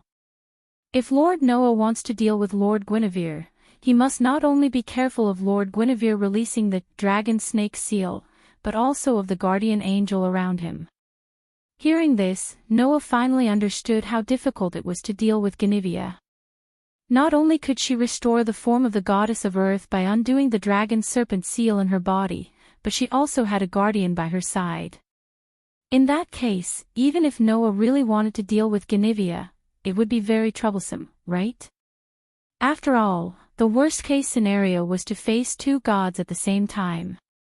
Coupled with the upcoming appearance of Steele's god of disobedience in Nabali, Noah was likely to face a situation where he had to deal with 3 gods. Previously, I had to face 3 kings. Now, do I have to face 3 gods? Noah couldn't help but laugh bitterly. Do I have to be so unlucky? Well, if it's Lord Noah, this level of difficulty can be easily solved. Alice winked playfully. You're the most special king. Since you can defeat 3 kings, you can also defeat 3 gods, right? It'd better be that easy. Noah rolled his eyes. So, who is the person you want me to pay attention to? Yerek. Alice's face turned serious. His full name is Alexander Gascoigne, known as the Black Prince. He's a king like you. Yerek. Noah pondered. The Black Prince will also come. I've said it before. The Black Prince Yerek has some connections with Lord Ganivia, and he's also very interested in the last king that Lord Ganivia has been looking for. If he knows what Lord Ganivia is doing now, he'll definitely go, right? Alice cast her gaze on Noah. Lord Noah has already fought with Marquis Vauban, Hierarch Luohao, Sarbat Lay, and others. The God Slayer is an existence beyond common sense. I believe you're well aware of that. After saying that, Alice's expression was a little worried. However, Alexander has a decisive difference from these kings. Therefore, you may feel that he is easier to deal with than the other demon kings, but please be careful. That will cause you to fall into a trap that will lead to a crushing defeat when you fight him. Oh. Noah's eyebrows suddenly raised. Is Yerek that difficult to deal with? Yes. Alice nodded without hesitation. All the kings you've fought before are basically experts who are obsessed with the process of battle. They're true warriors. Only Alexander is different from the other kings. Rather than calling him a warrior, it would be better to call him a strategist. Noah had also heard a little about this. The Black Prince Yerek was different from the other god slayers. He was full of intelligence, good at wisdom, and did not like to fight head-on. He was used to devising strategies to fight back against the enemy. Noah had heard about this more than once from Erica, Liliana, and even others. Now, as Yerek's old enemy, Alice, who once worked with Paul to fight against him, said so. Her persuasiveness was not ordinary. Thinking of this, Noah suddenly felt that he understood why Alice and Paul could fight against Yerek after joining forces. Because Yerek was not a god slayer who was good at head-on confrontations. In this case, Alice might be able to counterattack with an equal level of strategy and make the Black Prince fall into some kind of trap, right? In short, the confrontation between Alice and the Black Prince was not so much a confrontation, but a confrontation of strategies. In addition, with the help of Paul, the highest-level human powerhouse, the holy knight who could compete with the mythical beasts, Alice might really be able to resist Yerek to some extent. On the contrary, a god-slayer like Noah, who was better at head-on confrontations, might be schemed against and defeated even if his strength was above Yerek. This was why Alice asked Noah to pay attention to Yerek. That man has a keen sense of smell. He may have noticed Sir Guinevere's actions and arrived in Nabali. Alice finally reminded. Sir Noah may also clash with him. Please be careful of that man. That man is not a gentleman. He will definitely choose to deal with his enemies by hook or by crook. I understand.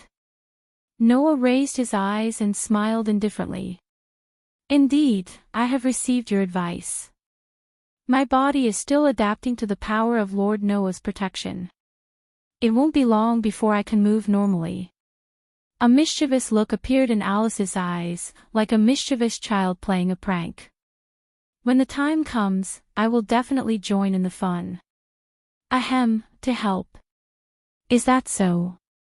Looking at the noble princess in front of him who was naughty and elegant, Noah could not help but have the urge to tease her.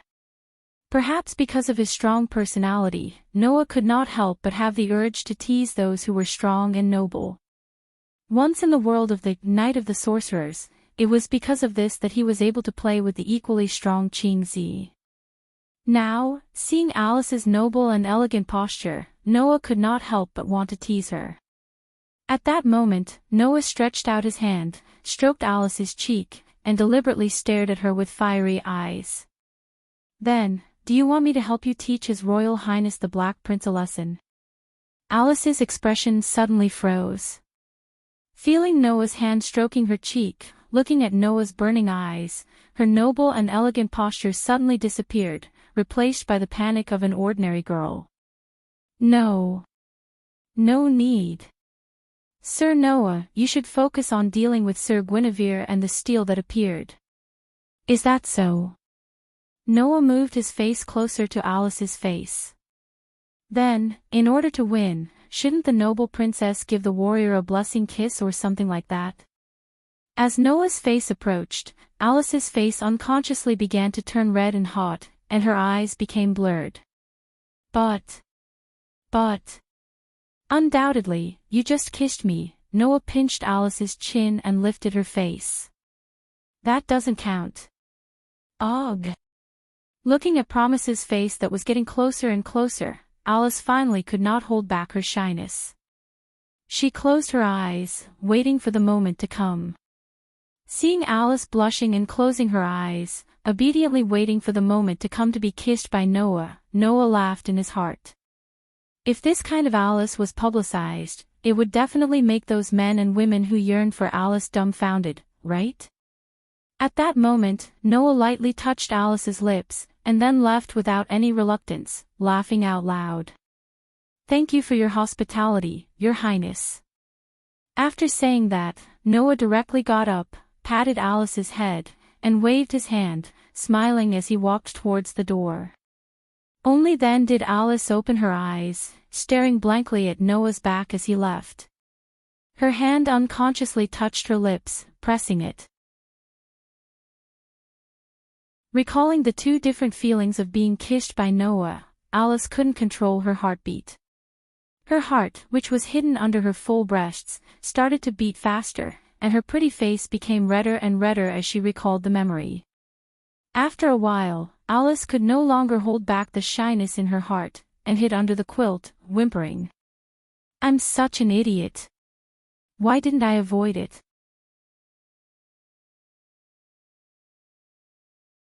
Chapter 538. Napoli, also known as the city of Naples, was one of the few metropolises in Italy. It was also a port street and a sightseeing spot. The beauty and elegance of this ancient capital even gave rise to the saying, "You can rest in peace after seeing Napoli." As one of the three major night sights in the world, the city of Napoli was not only illuminated by various lights at night, but if you looked to the east, you could also see a magnificent volcano 10 kilometers away. Napoli, known as the birthplace of pizza, was actually a university town. In 1224, the University of Napoli, which was established during the era of the Syrian kingdom, still existed.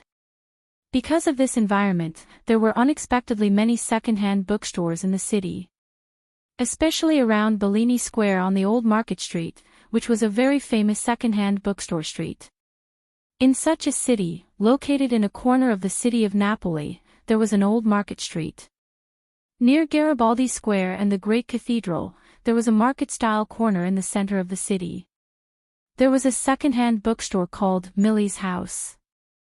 The design of this store was very neat.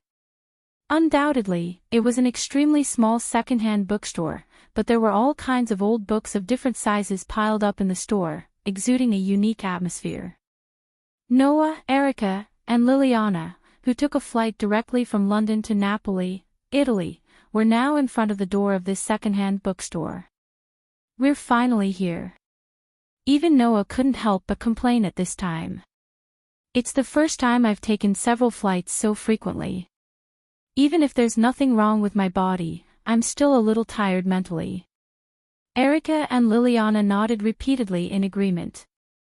Looking carefully, whether it was Erica or Liliana, there was a trace of exhaustion left by the travel and tiredness in their eyes. Lily. Erica forced herself to be energetic and said to Liliana, "Is the person who belongs to the Bronze Black Cross like you here?" "Yes." Liliana also pulled herself together and nodded to Noah and Erica. "Wait here for a while, I'll go find her." After saying that, Liliana went straight into the old bookstore. After a while, she came out with the owner of the old bookstore. It was a baby-faced woman whose age was completely unknown.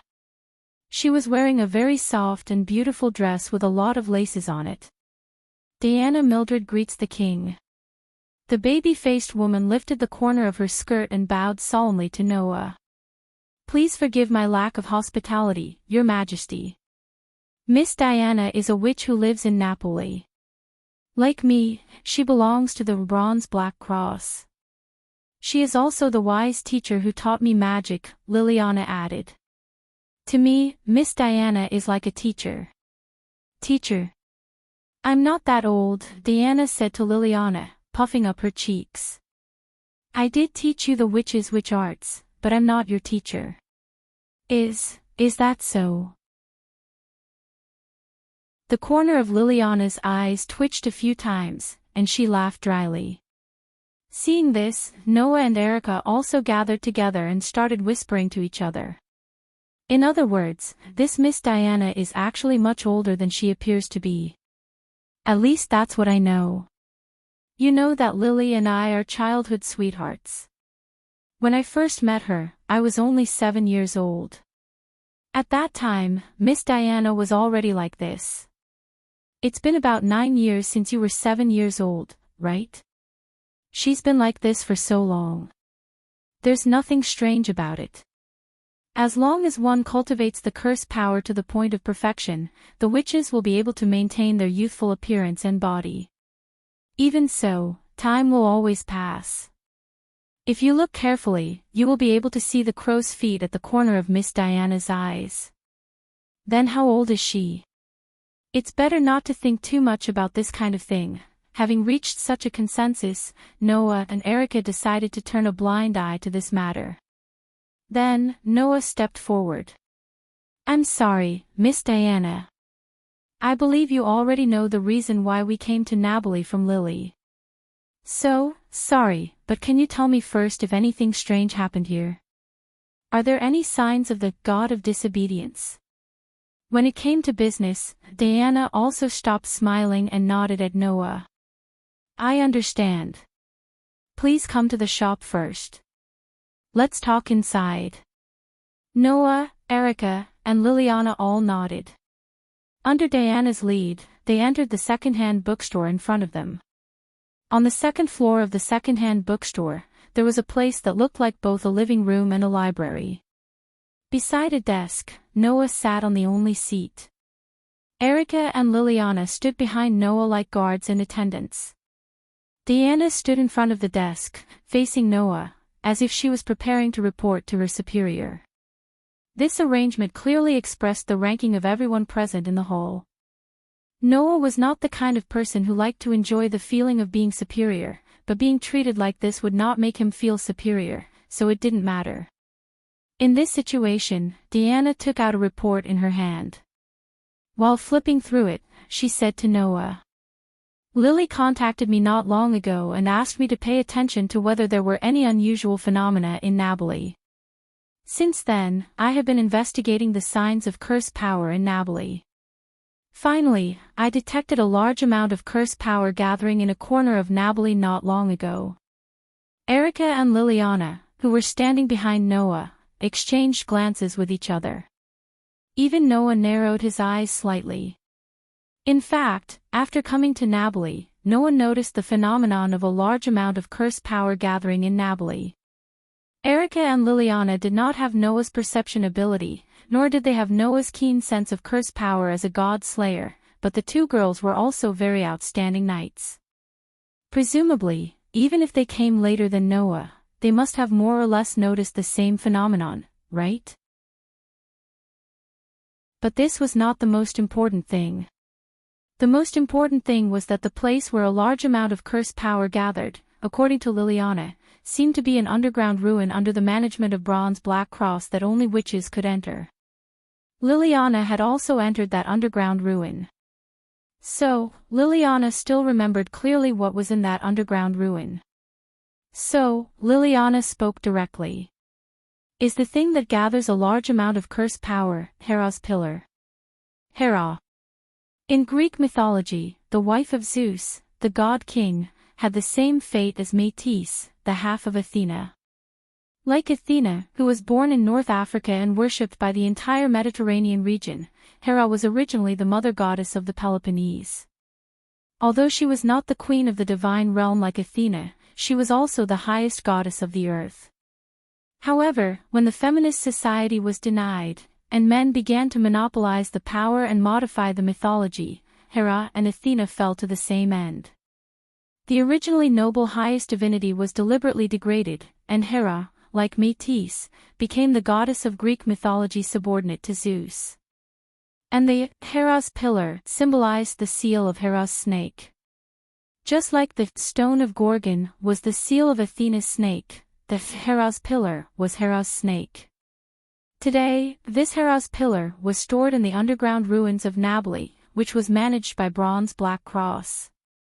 After noticing that there was a large amount of curse power gathering in Nabali, Liliana used the Witch of Investigation to confirm that the curse power came from the underground ruins where the Hera's pillar was stored. In this way, it was not difficult to guess the source of the large amount of curse power. And Diana's answer confirmed Liliana's guess. Since the appearance of the Stone of Gorgon a few months ago, the Hera's pillar began to gather curse power. It was not obvious before, so at first, we thought it was just the power stored in the god relic leaking out, and did not associate it with the god of disobedience. First, it was Athena, and now it's related to Hera. Noah frowned. But shouldn't it be steel that appeared in Nabali? Let's go take a look first. Erica made a prompt decision. It's better to confirm it first. Noah immediately nodded in agreement. Chapter 539. Napoli was originally a colonial city of the ancient Greeks. At that time, the ruins of the quarry where the slaves worked, as well as the sewers and water storage tanks built by the later Romans, still remained. They existed as underground ruins in this era near the old Market Street. Even the ruins of the underground warehouses left behind during the Middle Ages to store food and alcohol still existed here. Although the underground ruins of the old Market Street and many other places had become tourist attractions of Napoli, some of the more important ruins with magical significance were not open to the public. Instead, they were sealed and hidden by the witches of Napoli. The ruins in this area were mostly concentrated in the Santa Lucia area. It was an area facing the Bay of Napoli, which included the Santa Lucia port and tourist attractions such as the Egg Castle. Under Diana's lead, Noah, Erica, and Liliana entered an old clothing store in this area. They were silently led to the depths of the store by the owner who matched the store very well. This lady boss was also a witch belonging to the Bronze Black Cross. Deep in the store, there was an entrance to the underground ruins. On the bare ground, a four-cornered cave leading to the underground ruins was revealed in front of Noah and the others. The stone stairs extending to the underground could be seen clearly by anyone. They could also vaguely sense the traces of spell power fluctuating around the cave. Needless to say, it was caused by the enchantment around the entrance of the ruins. This is the Temple of Hera, the entrance to the underground ruins where the Pillar of Hera is stored. Diana took the opportunity to explain to Noah when the lady boss went to the entrance to do some kind of work. Originally, the Temple of Hera is a place where no one except the witches can enter. Even Lily has only entered a few times. Usually, the witches belonging to the Bronze Black Cross are guarding this place. There are enchantments around this place that prevent intruders and spell power from leaking out. Please wait for a moment, Your Majesty. You can enter after we remove the enchantment. Originally, this kind of barrier had the ability to distinguish between friend and foe. Anyone approved by Diana would be able to pass through. However, the God Slayer's curse resistance wasn't flexible enough to allow him to choose whether or not he wanted to resist the curse that he came into contact with. Regardless of whether the curse was beneficial or not, once it came into contact with the curse, it would be overbearingly erased. If he didn't remove the barrier first and allowed Noah to approach, the entire barrier would collapse because of Noah's touch. At that time, he would have to rebuild the barrier. If that was the case, it would be better to unlock a portion of the barrier first and let the God Slayer pass through. That way, if they wanted to rebuild the barrier, they would only need to repair the unlocked portion. After the witch, who acted as the lady boss, removed the barrier, Noah, Erica, and Liliana walked down the stone steps at the entrance under Diana's lead. After Noah and the others entered the underground ruins, they saw a long and narrow passageway that looked like an abandoned tunnel. If it was traced back to before the Common Era, this place should have been a quarry, which was why it looked like an abandoned tunnel. However, this wasn't the case for the large number of murals that were engraved everywhere on the walls. They were murals drawn with simple and plain lines. If it was said that they were carved by humans in the Stone Age, some people might believe it. On the murals, there were many snake-like creatures carved on them. Some were large snakes with their long bodies curled up. Some were 9-headed snakes with several heads. Some were snakes with bat-like wings. Some had sharp claws and fangs. Instead of saying that they were snakes, they were more like dragons. But at the end of the day, dragons were still snakes. There were all kinds of snakes carved on the walls. In addition, there were some line drawings of cows, birds, pigs, and lions. As long as someone with a little magic knowledge came here to take a look, they would definitely be able to recognize that these creatures were all symbols of Mother Earth. The period when these murals were carved was probably the era after the Roman Empire's domination. In the past, these underground ruins were the secret underground shrine of the witches who served Mother Earth. Liliana, who was walking beside Noah, whispered to Noah. Since the patriarchal Christianity became the state religion, the witches who used to serve the feminist Mother Earth and possessed divine power were regarded as witches and were hunted down. They fled underground, and in order to protect their wisdom, they built this kind of underground shrine for the purpose of conveying messages. These murals on the wall depict the object of the witches' faith, the posture of Mother Earth, right? Erica said softly while admiring the murals here. In the ancient world, the witches who served Mother Earth were the prototypes of modern witches. With the popularization of Christianity, Europe lost its ancient beliefs. It can also be said that they were suppressed and resisted. In this process, the witches, who were supposed to be sacred, were persecuted and became feared and taboo existences. They are witches, right? Liliana nodded with a complicated expression on her face. She must be grieving for what happened to her ancestors. Then, Diana, who was walking in front, suddenly spoke. We're here. Almost at the same time, Noah and the others walked to the end of the stone steps, stepped onto the flat ground, and arrived at the depths of the underground shrine. What appeared before Noah was a vast open space that looked like an altar. The ground was engraved with snakes and dragons like the murals just now. In addition, there were some ancient texts and patterns that symbolized magic. Like a huge magic array, it covered the entire open space. In the center of this open space that looked like a magic array, there was a pitch-black stone pillar. It was a thin column made of black stone that resembled obsidian. The column was about 2 meters tall, and its surface was engraved with lines that looked like coiled snakes. Although it was just a clumsy carving, it had a magical power that could attract the attention of the viewer. On such a column, whether it was Noah, Erica, or Liliana, they could all sense a huge spell gradually condensing. This is the stone pillar of Hera. Diana shook hands and prayed as if she was on a pilgrimage, her expression quite pious. Hundreds of years ago, the witch of Naples, our ancestor, discovered this stone pillar in Greece and painstakingly moved it to this place. Only then can we directly observe the symbol of the god that we once served, as it is now. Hearing this, Liliana also shook hands and prayed like a devout believer. Even Erica, who was not a witch, closed her eyes. Only Noah frowned as he looked at the divine pillar of Hera that was constantly fluctuating with a huge spell. At this moment, an object in Noah's pocket suddenly vibrated violently and released a huge spell that reverberated in the entire space like ripples.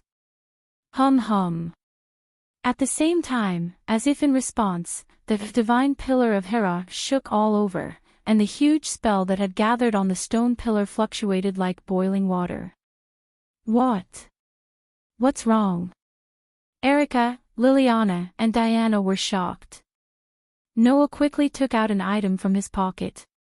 It was a badge that, like the stone pillar of Hera, had a surface that seemed to be made of obsidian and was carved with the head of a woman whose hair was made up of snakes. It was the stone of Gorgon. At this moment, Athena's snake and Hera's snake resonated violently, causing the stone of Gorgon and the divine pillar of Hera to release an extremely huge spell at the same time, which turned into substantial ripples that reverberated in the surrounding space. That's the stone of Gorgon. Diana was indeed an ancient witch. She immediately recognized the true form of the badge in Noah's hand and cried out in surprise. Oh no! Erica and Liliana also understood something and cried out involuntarily. Athena's snake resonated with Hera's snake. If this continues, not only Athena, but also Hera may appear. Noah's eyes narrowed as he clenched the stone of Gorgon in his hand and said without hesitation. Let's retreat first. Diana, find a way to suppress the spell on the divine pillar of Hera. Yes. Yes. Diana responded quickly. Noah, Erica, and Liliana tapped the ground with the tips of their feet and retreated rapidly. With a leap, they jumped up the stone stairs and rushed towards the top of the ruins. Chapter 540. Whoosh! In the depths of the old clothing store, at the entrance to the underground ruins, 3 figures rushed out one after another with a gust of wind. They rushed straight into the air, then spun around, stabilized themselves, and landed on the ground. At the entrance of the underground ruins, a ripple of curse power rippled out from inside, gradually becoming more and more intense. In Noah's hand, the Gorgon stone vibrated frequently, and also released ripples of curse power, as if it wanted to resonate with the curse power at the entrance of the ruins and merge together. Even the Gorgon stone itself became extremely hot, almost burning Noah's palm. Seeing this, Noah did not let go of the Gorgon stone, but instead clenched it tightly, and the curse power in his body flowed like water, through his palm, burning and surging like a flame, covering the Gorgon stone inside.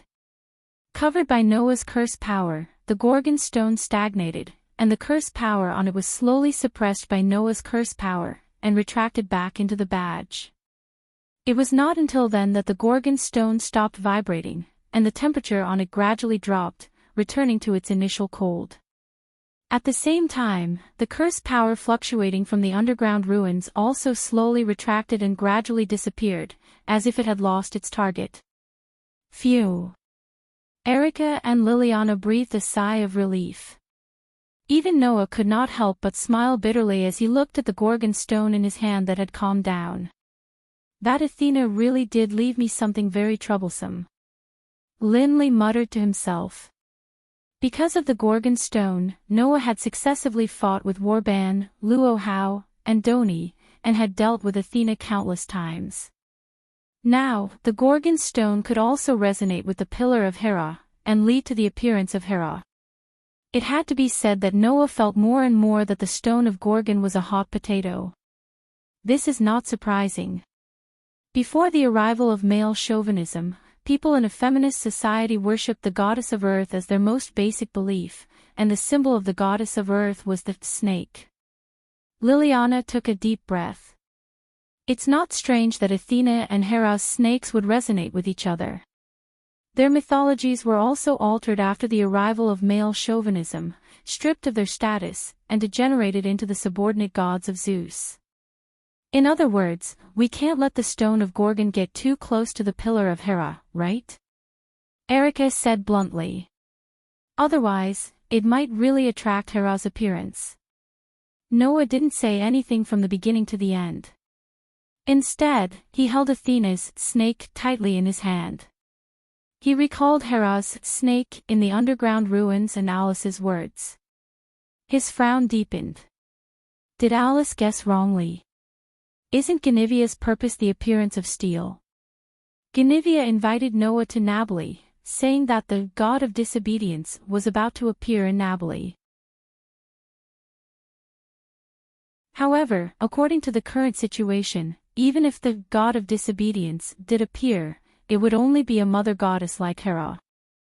There was no sign of the god of disobedience, of steel, appearing at all. In that case, what was the purpose of Guinevere inviting Noah to Nabali? Or as Alice said, was he planning to use Noah to prove that the steel appearing in Nabali was the last king that Guinevere was looking for? Erica and Liliana naturally understood why Noah had such doubts. Although the two female knights were not present at the time, Noah conveyed Alice's words to Erica and Liliana afterward. Therefore, Erica and Liliana were aware of Alice's guesses. I think that Princess Alice's guess should be correct. Master Guinevere's purpose is still steel, Erica expressed her thoughts. However, there are all kinds of factors that cause the appearance of the god of disobedience. Sometimes it's just a small trigger, and sometimes it may be a summoning phenomenon caused by a god relic like the god's pillar of Hera. Perhaps there are other factors in Nabali that we don't know about that can cause steel to appear that haven't been discovered yet. That's what I think too, Liliana voiced her thoughts. Originally, the steel hero and the serpent goddess have a very close relationship. The phenomenon of the god's pillar of Hera is very likely to be the factor that causes steel to appear. The so-called steel originally referred to the heroes who had slaughtered the dragon and serpent in the myths and had an inseparable relationship with the dragon and serpent. When the Gaia goddesses were belittled, and the winged serpent that represented themselves was even rendered as an evil monster dragon, the steel heroes who slaughtered the dragon in the myths could be said to be the symbol of men who had tampered with the myths. The men who had expelled the feminist society had portrayed steel as a hero who represented themselves, and introduced him into the myths to slaughter the dragon and serpent that represented the Gaia goddesses that women believed in. This was a factor that was deliberately added to raise the status of men. Therefore, the relationship between the steel heroes and the Gaia goddesses was just like the relationship between feminism and feminism. It was not an exaggeration to say that they were enemies. Now, the serpent that represented Hera had such a violent reaction. It was not impossible that the god of disobedience that caused the appearance of the god of disobedience was not the Gaia goddesses, but the steel heroes. Noah nodded thoughtfully, holding the Gorgon stone tightly in his hand. After a while, he let out a sigh of relief. No matter what, I still need to be on guard against Guinevere. I'll leave this side to you. I won't get close in case something happens again. Understood. Erica and Liliana nodded at the same time, turned around, and re-entered the underground ruins along the way they came. They were probably going to meet up with Diana to seal the large amount of curse power gathered on the pillar of Hera. Seeing that Erica and Liliana had re-entered the underground ruins, Noah put the Gorgon stone into his pocket, turned around, and walked out of the old clothing store under the respectful attitude of the lady boss. Walking on the streets of the old market, Noah blended into the crowd, wandering aimlessly while taking out his mobile phone and sending an email to Alice to inform her of the situation here.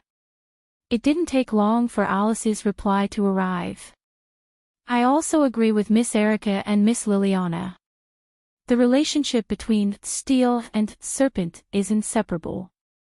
Lady Guinevere, who was once the goddess of the Gaia goddesses, also inexplicably became a follower of the last king. So, I think that the pillar of Hera should still be related to steel. After Noah finished reading this email, Alice immediately sent a new email. My body can move freely now. Seeing me dancing in the hall, Ms. Elison's expression really made me very interested. But because I was too proud, Ms. Elison still found out about my plan to go out. She said that it was not easy for my body to get better, so I must not mess around outside. Then, she set up a barrier to prevent me from going out. This time, I must succeed in escaping, please be sure to wait for me. Noah almost stumbled and fell to the ground, unable to get up. This girl indeed hid a personality of black-bellied and wanted to see the world in chaos under her noble temperament. With Alice's brain, which was known as the wisest in Europe, Noah had enough reason to believe that it was impossible for Alice not to realize that once she was proud of her freedom of movement, she would definitely be grounded by Elisin. Therefore, it was very likely that Alice deliberately let Elisin find out that her body was getting better, then deliberately let Elisin be on guard against her, immersing herself in the game of escape and unable to extricate herself. To Alice, as long as it was not like the last time when Noah, Luo Hao, Warban, and Tony were in a scuffle, causing the entire Italy to be in turmoil, it was very likely that she would deliberately watch the show from the sidelines, right? At that moment, Noah put away the phone in his hand in annoyance. However, at a certain moment, a strange feeling made Noah stop in his tracks. Frowning deeply, he immediately turned his head and looked at the top of a building at the side. Is it really here? Saying such a sentence, the silver-haired petite goddess stood under the moonlight, a pair of dark snake eyes emitting a deathly cold luster, making one's heart palpitate.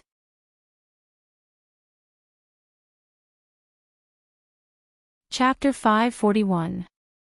In the silent night, the comfortable night breeze blew by slowly, blowing away the dark clouds that covered the sky. Under the backdrop of the shining stars in the midsummer night sky, the moon that emitted soft silver light appeared in people's vision. It was extremely beautiful. However, in this beautiful night, Noah's body and limbs were gradually filled with strength. Noah was no stranger to this state. After all, in the 3 months since he became the God-slayer, Noah had experienced this feeling several times. When the king of the God-slayer was close to the god, his body would naturally undergo this change. However, before this change came, Noah had already noticed the existence of the petite girl. It's been a long time, Noah Daraya. The ancient queen of the divine realm, who had shoulder-length silver hair and a petite body, stood at the top of the building. With the moon and the starry sky as the background, she gazed at Noah with a pair of pitch-black pupils that seemed to condense the entire night into one. She revealed a disdainful smile and looked down at Noah with a pair of disdainful eyes. How many times has it been since we met in the dark night that I control? I'm sorry, I didn't count that kind of thing, and I hope it's not too many. Noah looked up at Athena standing at the top of the building, and even though his body and mind were in a state of battle because of the goddess in front of him, his eyes were quite relaxed. Why are you here, should I ask this question? If you ask, then I may have to reevaluate you. Athena's tone was very flat, but the content was quite arrogant. I think that perhaps it's fate that brought us together in such a place. Fate? Noah said mockingly. Didn't you come to find me on purpose? It was during the day that the stone of Gorgon resonated with the divine pillar of Hera and released an abnormal fluctuation of spell power. And the stone of Gorgon was the seal of Athena's snake, so how could Athena not notice its change? So, rather than saying that it was fate, Noah was more willing to believe that Athena was aware of the change in the stone of Gorgon, and then followed the stone of Gorgon and came to Nabali. In fact, this was indeed the case. My snake seems to have resonated with the snake of the goddess of the same origin. Sure enough, Athena, who controlled wisdom, had already seen through everything, and her beautiful and awe-inspiring face was full of insightful calmness. This has boosted my fighting spirit a little. Fighting spirit? Promise raised her eyebrows. Do you still want to fight with the goddess of the same origin? That may be a choice. Although the snake in your body has not been retrieved, the other party is in the same state, and has not even appeared on this ground. That would be a little boring. Athena's pair of dark eyes had a hint of heat. Compared to a battle with a goddess of the same origin, this concubine would actually rather have a battle to the death with you, who has extraordinary karma with this concubine. Only then can this battle intend and this concubine's heart be appeased after seeing you. This sentence sounded like a young girl who yearned for Noah day and night, pouring out her feelings to Noah. Just from the content alone, it really made one think of a romantic scene. Not to mention, these words came from the mouth of the goddess, Athena. I believe that all the mortals on the ground will go crazy, right? Unfortunately, although the content of Athena's words was suggestive, it was definitely not a courtship. If that was the case, then he would definitely be defeated in the hands of this goddess. After all, even if the snake had not been retrieved, Athena was still the god of darkness in charge of the underworld. She herself controlled the power directly linked to death, and even a breath could form a curse that would cause people to die without a burial place. Therefore, Noah did not answer Athena's words, but looked at the other party's pair of dark eyes. Although he did not use the power of the curse, his body was filled with a terrifying aura that instantly enveloped Athena. Not sure if it was because of Athena's presence, the surrounding crowd had disappeared without a trace, leaving not a single person around. In this way, Noah could also release his aura unscrupulously, and even if Athena wanted to fight, Noah would accompany her to the end. Noah had never forgotten. He did not forget how many obstacles Athena had set for him 3 months ago in order to obtain the Gorgon stone from him. It was because of Athena's calculations that Noah was targeted by Warban, Luohao, and even Tony. So, if Athena wanted to fight, this time, Noah would definitely not show mercy and would definitely teach Athena a lesson. Perhaps feeling the fighting spirit and determination from Noah's amazing aura, a smile appeared on Athena's cold face. That smile represented pleasure. What an amazing aura! Athena seemed to want to slowly taste Noah's amazing aura, and she licked the corner of her mouth intoxicatedly. At first, I thought that since you are a human on the ground, even if you are our enemy, the king who killed the gods, you would not be able to compete with the gods in terms of spirit. However, your spirit is not weaker than the gods. You also have an intoxicating fighting spirit and determination. You are simply a natural-born warrior. No, you are a natural-born god of war. You are truly worthy of being my destined person. With that said, Athena walked down from the top of the building step by step as if she was stepping on flat ground, or walking down an invisible staircase. Unfortunately, this time, I am not ready to fight you. At least, to deal with you, who is my destined enemy, before I take back my identity as the Queen of the Trinity, I will not be so rude as to start a war with you. Noah gazed at Athena, who was slowly approaching him, and his gaze gradually turned thought-provoking. In other words, you didn't come here to treat the Gaia goddess, who shares the same roots as you, as your opponent, nor did you want to treat me as your opponent. However, you have a fighting spirit in your heart. So, who do you plan to vent your fighting spirit on? Oh. Have you seen through it? Athena's footsteps paused imperceptibly, and then she continued walking until she was in front of Noah. She floated in the air at the same height as Noah, and her line of sight overlapped with Noah's line of sight. As the goddess of wisdom, I will give you enough praise for your wisdom, Noah Doria. After saying that, Athena reached out her delicate hand and gently stroked Noah's cheek. It was as if she was taking pity on an extremely precious item. That's right. What surges forth in this concubine's heart is not only the desire for battle, but also the hatred that is engraved in my heart. This is a hatred that this concubine will never forget. It is a feeling that only appears when facing those steel who treat this concubine, the mother goddess of the earth, as a target for slaughter. Although it is still very faint, but this concubine's wisdom tells this concubine that very soon, steel will appear on this land. Steel will soon appear on this land. As the mortal enemy of steel and the goddess of wisdom, Athena, said so, there was no need to doubt the truth of this sentence. So that's how it is. You came here to bury steel.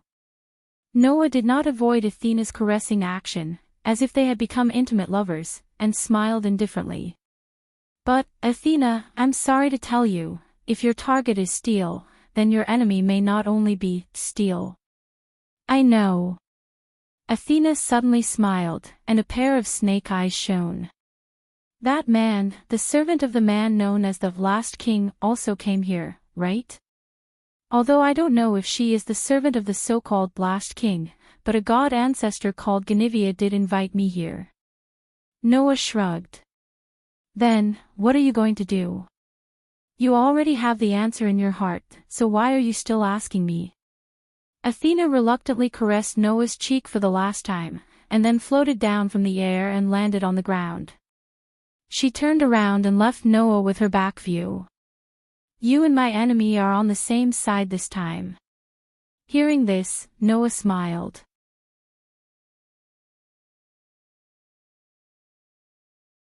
Chapter 542. When Athena walked into Diana's second-hand bookstore under Noah's lead and came to the second floor that looked like both a living room and a library, Erica and Liliana, who were discussing something around the desk, froze on the spot, unable to react. Paw! A thick book in Liliana's hand fell to the ground with a loud thud. Cough! Erica, who was holding a teacup in her hand and had just taken a sip, almost spat out the tea in her mouth. Although she tried her best to swallow it, she also choked herself, and her pretty face turned red. Crash! Diana, who just came out of the inner room with a pile of papers in her arms, froze on the spot without any suspense. The pile of papers in her arms all fell to the ground, and she did not react at all. She was completely stupefied. Although she did not know Athena's identity as clearly as Erica and Liliana, as an excellent witch, it was easy for Diana to recognize the god of disobedience. A god of disobedience broke into her home. That was enough to stupefy Diana. Therefore, the scene suddenly became eerily silent.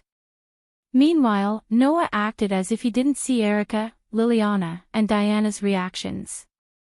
He turned a blind eye to them and continued to lead Athena inside with a calm expression. Under Noah's lead, Athena also walked in silently like a walking doll. There was not a trace of vitality on her body and face, only an astonishing aura of death, which awakened Erica, Liliana, and Diana. At that moment, Erica and Liliana jumped back a distance as if it was a conditioned reflex. They also summoned Lion King's Heart and Silver Master Craftsman and aimed at Athena. Diana's reaction was even more exaggerated. She chose to escape without hesitation. She slipped into the inner room that she had just come out of and only stuck her head out from the crack of the door. This reaction was understandable. When a god of disobedience suddenly broke into the base, everyone would subconsciously be on guard. It was not surprising at all. It was a pity that Athena completely ignored Erica, Liliana, and Diana's reactions. She didn't even look at the three young ladies. Of course. Descending as the god of disobedience, Athena was like the other gods.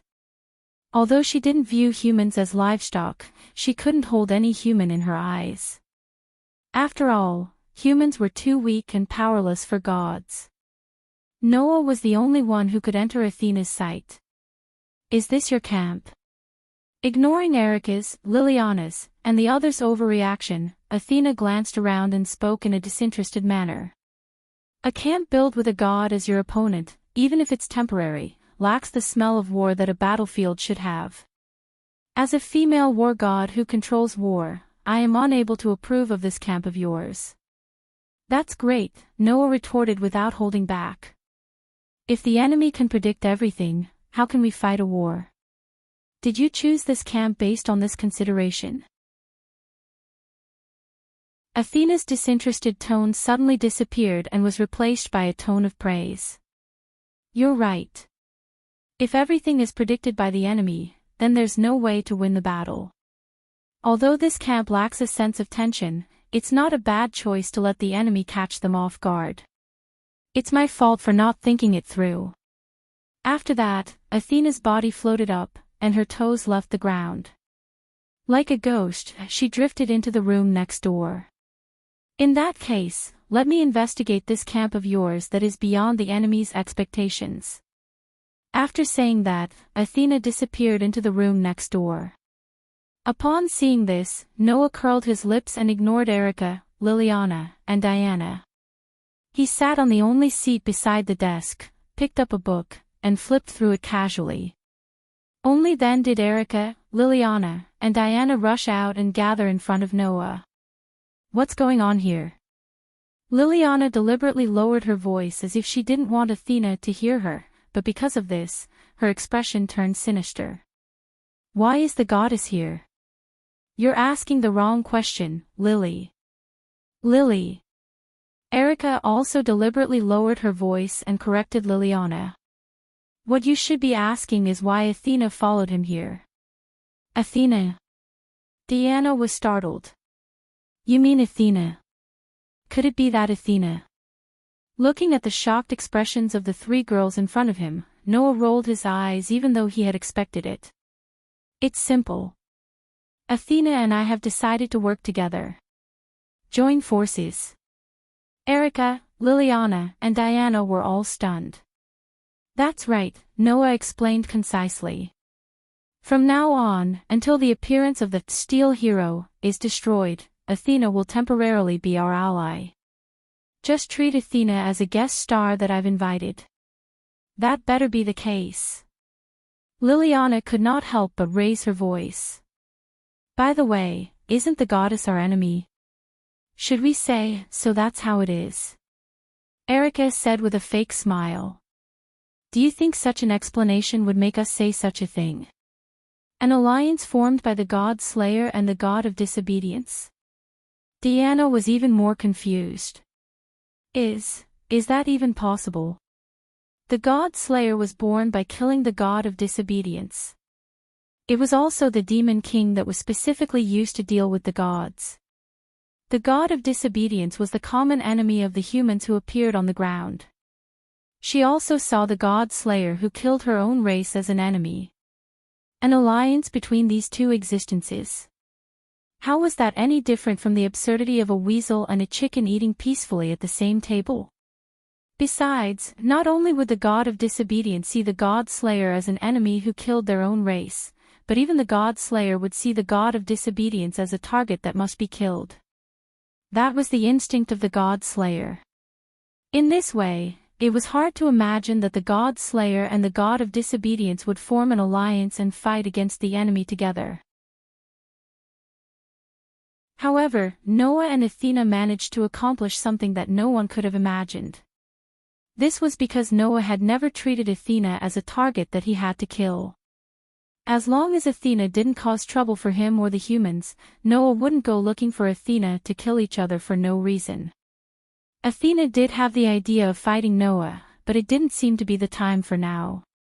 For Athena, Noah was one of her favorite dishes, and it was best to leave it for the end. Therefore, before the final battle, Athena would not be hostile to Noah for no reason.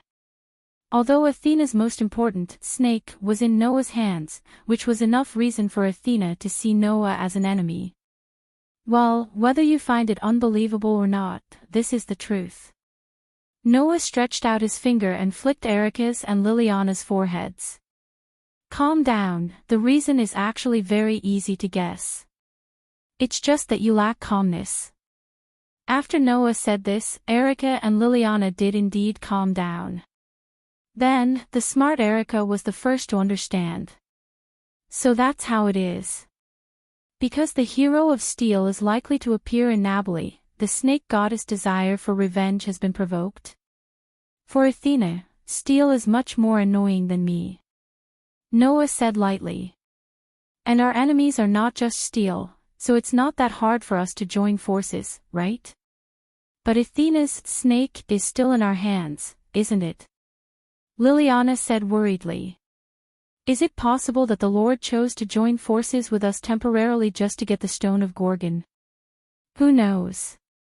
Noah closed the book in his hand and turned his gaze in the direction of Athena's room, the corners of his mouth slowly raised. "I don't want to fight with the goddess of wisdom. It's better to pull her over, isn't it?"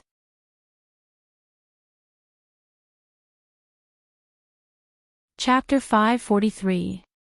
Later, after Erica, Liliana, and Diana's reports, Noah learned that although the resonance between the Gorgon stone and the Pillar of Hera had been forcibly interrupted, the speed at which the Pillar of Hera gathered the curse power had increased exponentially. Originally, the curse power gathered by the Pillar of Hera had far exceeded the level that humans should have. After the resonance with the Gorgon stone, the curse power gathered on the Pillar of Hera had greatly increased, and it was almost at the level of the God Slayer and the God of Disobedience. At this rate, once he gathered enough curse power to rival the God Slayer and the God of Disobedience, then the God Pillar of Hera would definitely undergo some kind of change. Erica, Liliana, and Diana speculated that it would most likely cause the real Hera to appear on the ground. Therefore, the problem of the Pillar of Hera had reached the point where it had to be solved. At the current speed of the curse power gathering, in 3 days at the latest, the Pillar of Hera would gather enough curse power to rival the God Slayer and the God of Disobedience. At that time, the ideal result would be to usher in the descent of the God of Disobedience. If possible, Erica, Liliana, and Diana all hoped that Noah could solve this problem, and it would be best if he could avoid the appearance of the God of Disobedience. Noah had experienced this kind of thing many times in the past 3 months, so he naturally had no objections. In the end, the group decided to go to Hera's underground temple again tomorrow morning to solve the problem brought about by the Pillar of Hera. Of course, Noah did not hide this matter from Athena, and directly confirmed the plan in front of Athena. After Athena showed a slightly meaningful expression, she turned and left. In this way, the plan for tomorrow was decided, and Erica, Liliana, and Diana all went down to prepare. Taking advantage of this time, Noah left Diana's old bookstore and went to a rather famous bathhouse in the old Market Street. The bathhouse in Diana's bookstore had been occupied by Erica and Liliana.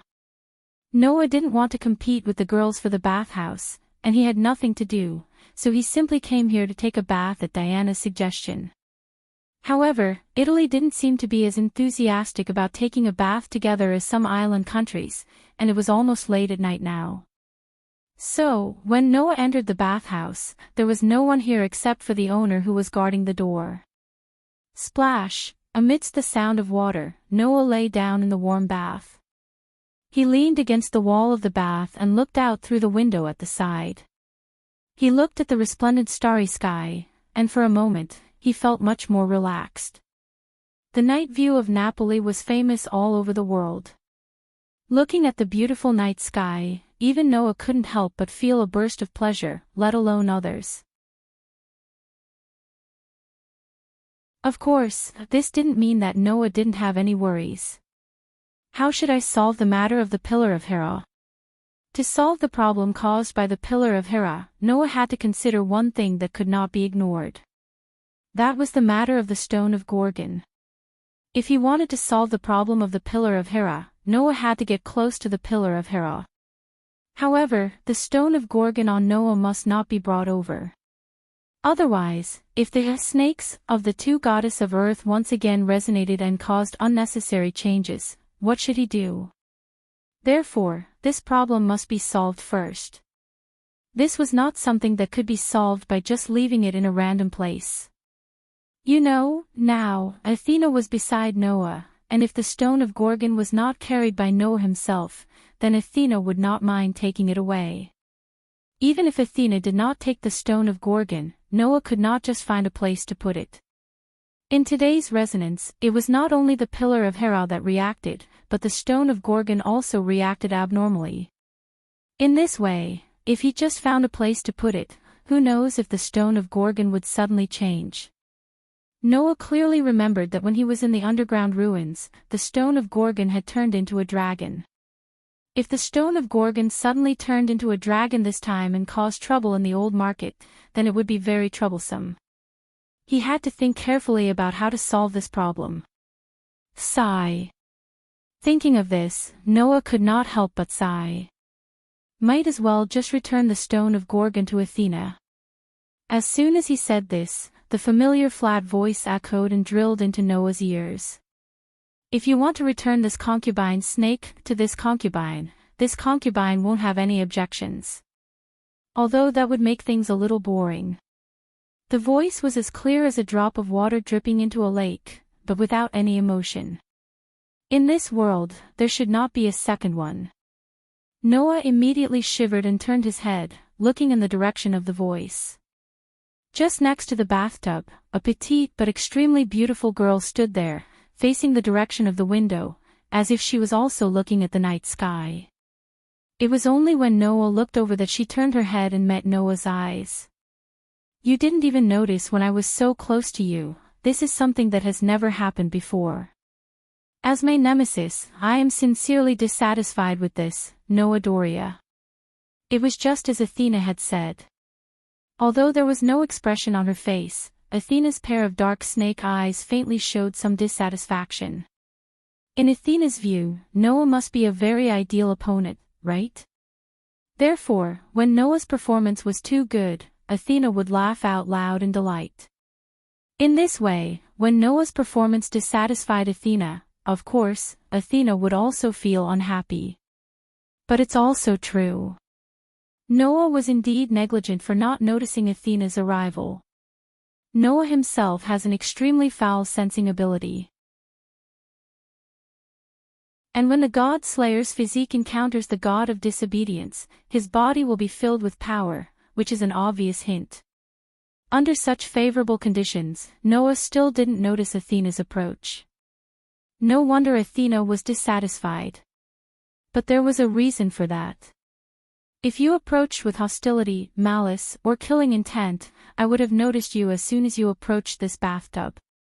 Noah leaned against the wall of the bathtub, his expression relaxed. There was not a trace of nervousness at all.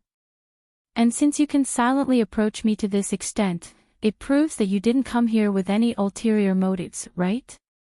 Even so, you and I are still mortal enemies. This is an unchangeable fact. Athena said lightly. Even if you and I are now in an alliance, not guarding against an enemy like me is not a quality that a qualified warrior should have. Oh. Noah suddenly raised his eyebrows. In other words, as your enemy, you have been guarding against me all this time. Oh. Athena pursed her lips and smiled. Although it was just a faint smile, the smile on her delicate face added a lot of charm to the famous goddess of mythology. Who knows? After saying this, Athena turned around and looked at Noah without blinking. Under Athena's pure gaze, Noah began to feel uncomfortable. Of course. Noah was now completely naked.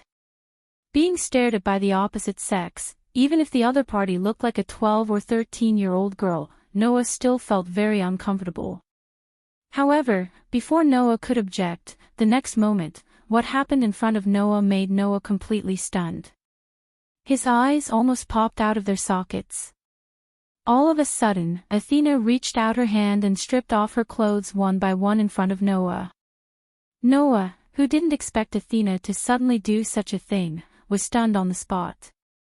His mind inevitably went blank for a while, and it took him a while to react. However, by the time he reacted, the things that should have been avoided were already too late.